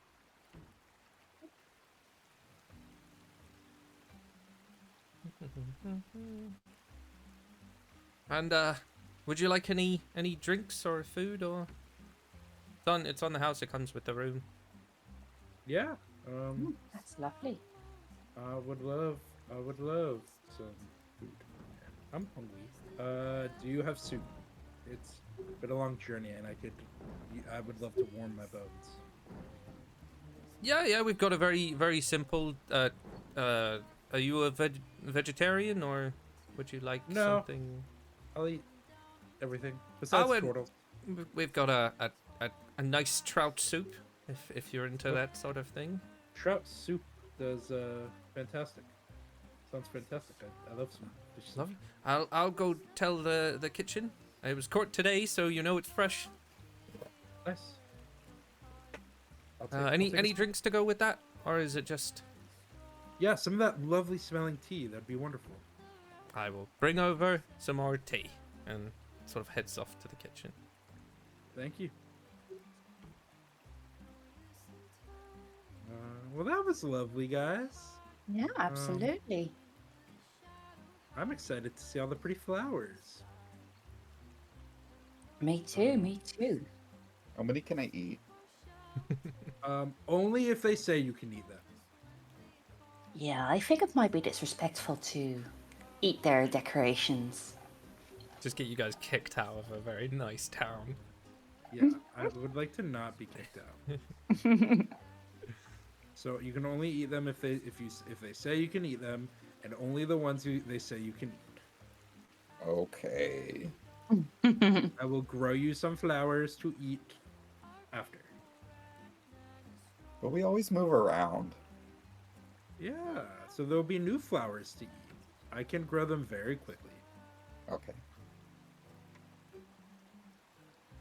Lerea, can you roll me a D100, please?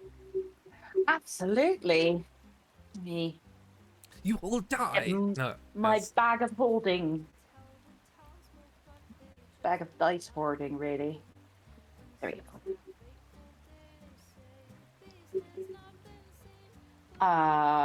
20. 20. Ooh, 20. how low. A very plump-looking boy sort of waddles over, and offers you all cheesecake, which is a pastry with a creamy filling of eggs, sugar, and cheese, and some have like coating of fruit jam on the top. Yummy. Gio doesn't even question it, just takes it and eats it. You hear a mumbled thank you. He sort of giggles a little bit and then wanders off back to the kitchen. Thank you, little boy. No. I cow down. Yeah, the tavern's filled with the sound of soft laughter and the clink of mugs, and that freshly baked seed loaf mingles with very earthy aromas of lavender. Oh, There's- fresh bread. I'm so excited for fresh bread. There's a chalkboard with lavender tea, honey biscuits, wildflower salad, and spiced apple cider and things like that. Some of the villagers have glanced at you very curious, sort of giving Gio the biggest eye, who had to sort of stoop to fit himself into the chair and the low-hanging ceiling. But they go back to their chatter. I cast reduce on. Well, it only lasts a minute, so you'll only be smaller for a minute. That's fair. I can. You know what we should do is maybe when we get back to the city, is we should see if somebody can make you a ring that casts reduce on you, so you constantly stay little until you take the ring off, or deactivate the ring, and then you turn back to regular Geo size. Then you can get big, and then I could make you bigger in a fight if we need to. The town might also have something like that, so I'll ask around tomorrow. Yeah, the festival is a good place to see. You never know. I kind of look around the tavern. Do I see any interesting figures? Anyone that would pique my interest? Ooh, make a perception check. Nat 20. Oh, holy crap. You see a rather nervous-looking young man sort of fiddling with a sprig of marigold. I don't know. He seems to be waiting for the tavern owner, and then she comes over and they have like a very hushed conversation. You can tell it's very anxious and there's a little bit of tension, and then he quickly leaves. But apart from that, everyone else seems pretty happy. Okay.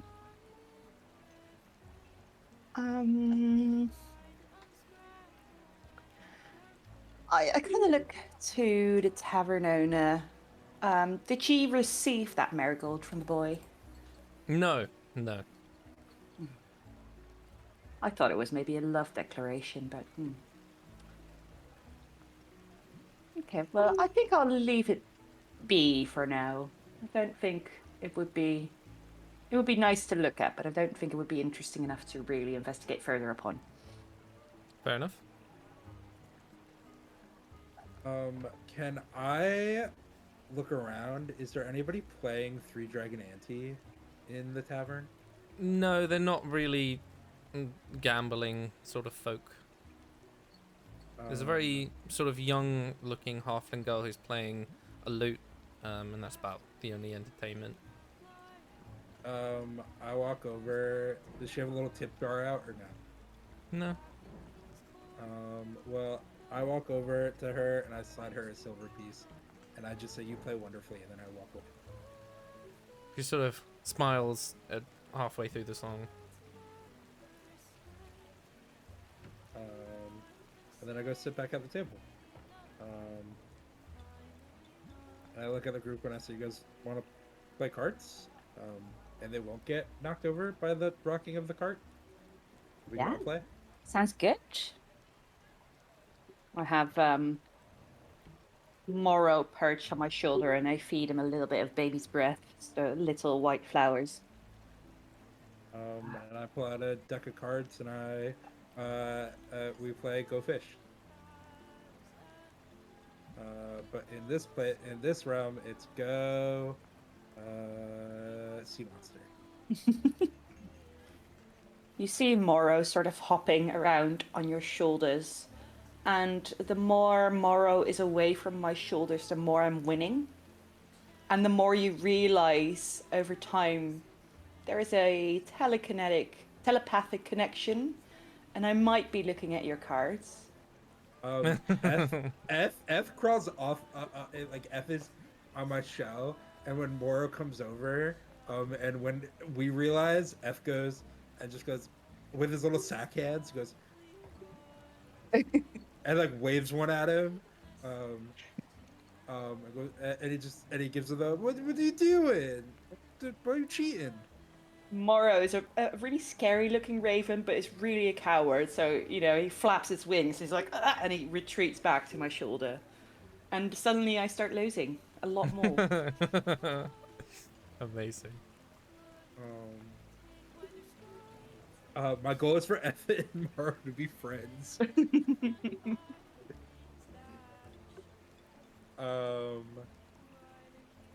Yeah, and throughout the night I like check on the cart to make sure nothing gets stolen.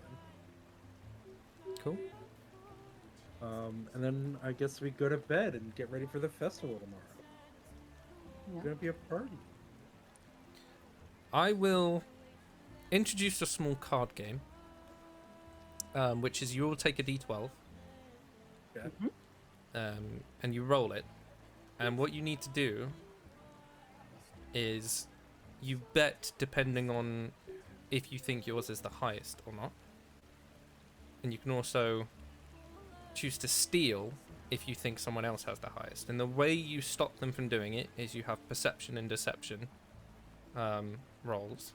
So if you want to see if you think someone has a higher one because they're betting more, you can try and roll perception and the other person rolls against it. Obviously some of you will be better at this game, but that comes inherent to your character and how good they are. Okay. But I'm not going to use Morrow for this one, I promise. You roll Pure with dice. advantage. So yeah, who wants to bet first? I'll bet a gold. Okay. And we'll go around the table. So, who's next? Lerea. I'll bet a 3 gold. Ooh. Okay. Ku, are you joining? Are you stealing? Yeah, I'll match 3 gold. Okay. I'll match the 3 gold. Bellini? If you're all gonna match the 3 gold, I'll make it a total of 5 gold. Ooh, okay.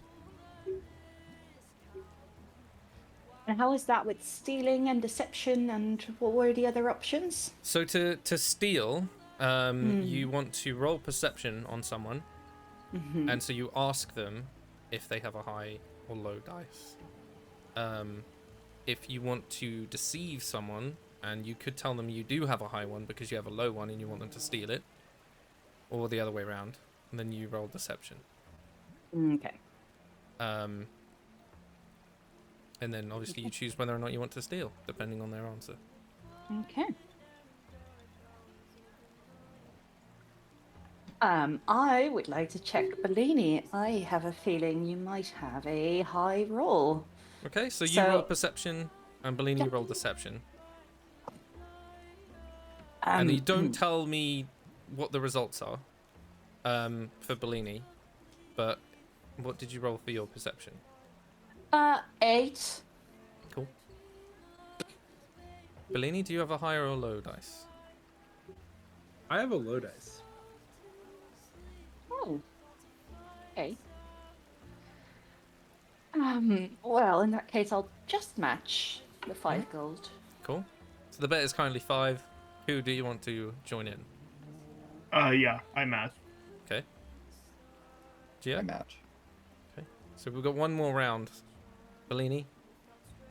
Are you keeping it at 5? I'm gonna leave it at 5. Yeah. But I want to know what Ku has. Ooh, okay. So yep, perception. And Q, if you can make me a deception roll, please. That's a 7 plus 5, 12. I do have a high roll. Ooh. Okay. Do you want to steal? No, I do not want to steal. Okay. Lerea. I raise up to 10 gold. Wow, okay.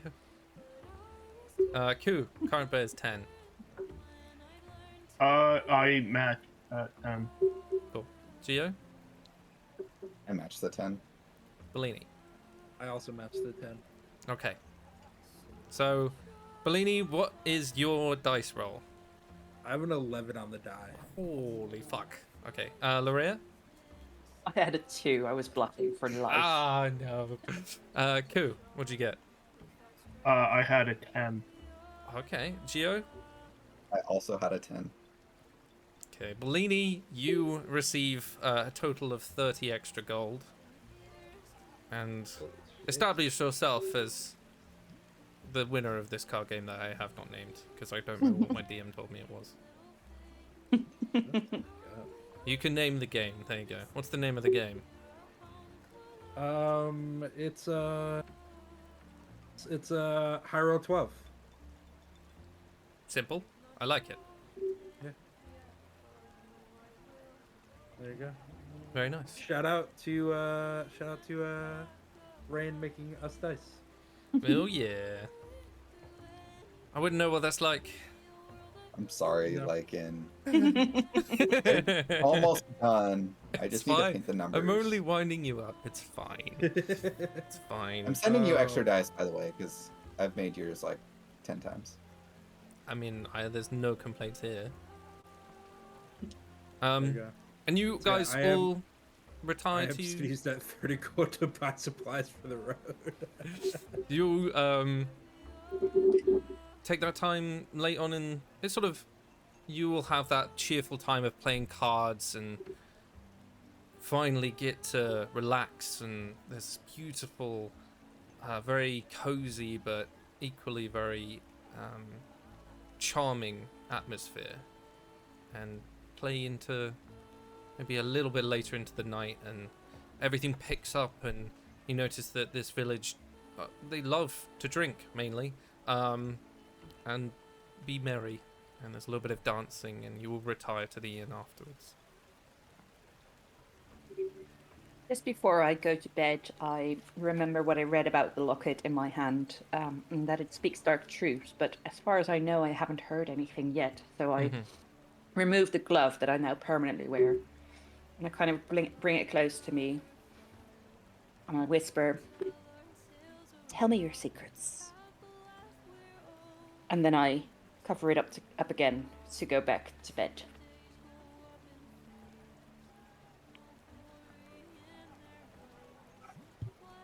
Okay. Or back. Okay, Just I've got go to to bed. think. Yeah. As you all retire, some of you having a little bit deeper sleep than others, depending on how much you had to drink. There's a very homemade sort of mead made from the bees that they keep. From the bees? The bees! Not the bees. Not the bees! Not the From the bees. honey that they keep. There you go. Lerea, Hmm. that night, as you're sort of lingering into that dark sleep,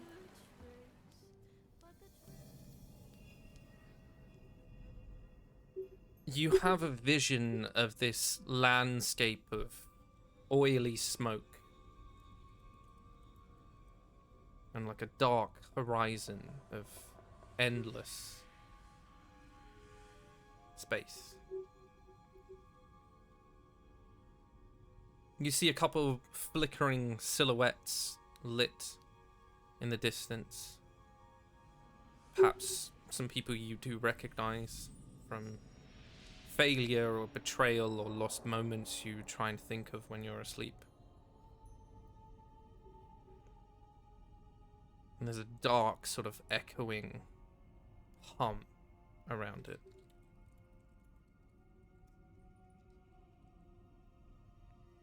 And then there's a voice that seems to mock around you.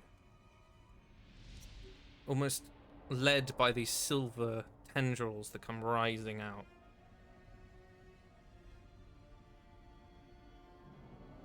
You think you have the strength to deny me? You who are so afraid, so terribly uncertain.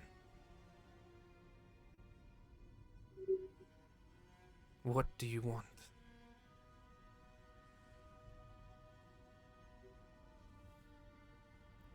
I just want things to be more balanced. There's so much injustice. And you are Surely the we one can who could cure this. Oh no, but can certainly help.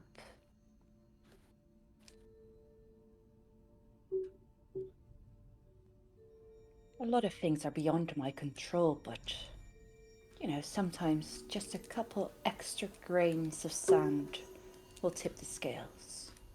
So perhaps I could do something.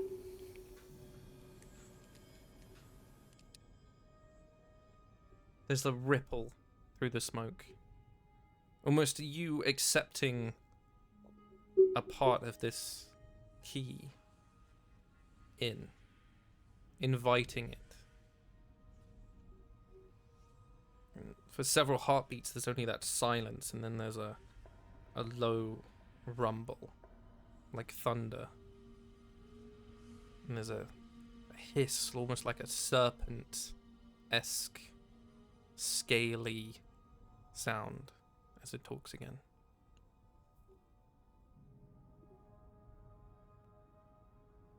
An invitation to shape your fate, perhaps. There's no balance in surrender. Only the edge of a blade and those who wield it. And you're offering me that blade. Every boon I grant demands a measure of your light. Our synergy will feed me, even as it fuels you. Who are you? That will come with time. Perhaps you should ask Ashir if they remember me. And then And it who- fades. As it fades, I kind of shout into the void, like, who are they supposed to remember if I don't have your name? Who...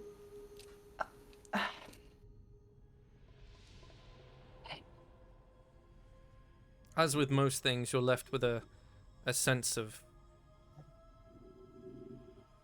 frustration. Even Ashir was a little less vague, and with most things ancient and dark, there's always a portion of withheld information that always annoys you.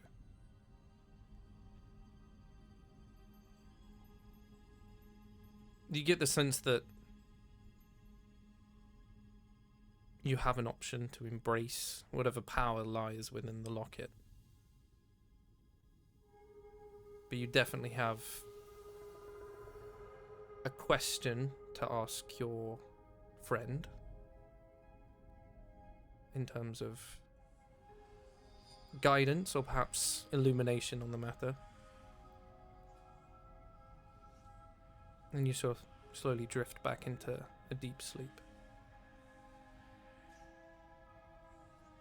You get, as that lingering sort of goes, you get the sense that the longer this thing is with you, maybe the deeper it will bind. You're only in the first few days, if not a week, of this thing being bound to you. Perhaps it might come with time.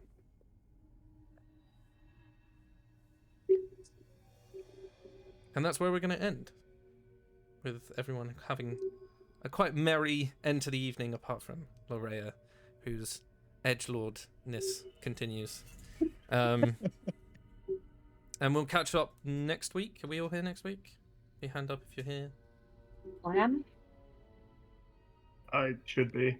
I was like, is he not? But yeah, we'll be here next week for another episode of Campaign 1, as well as we have Campaign 3 on Fridays as well. So hopefully see you all soon, and pineapples. See you all then. Say bye, guys. Bye. Bye. Bye.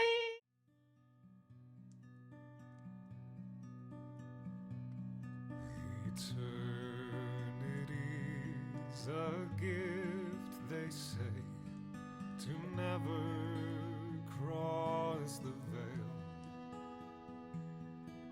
This life I try to savor, and I try to no avail. Curse that mortal brevity which has rent you from my arms. Curse this cold eternity without you to keep me warm.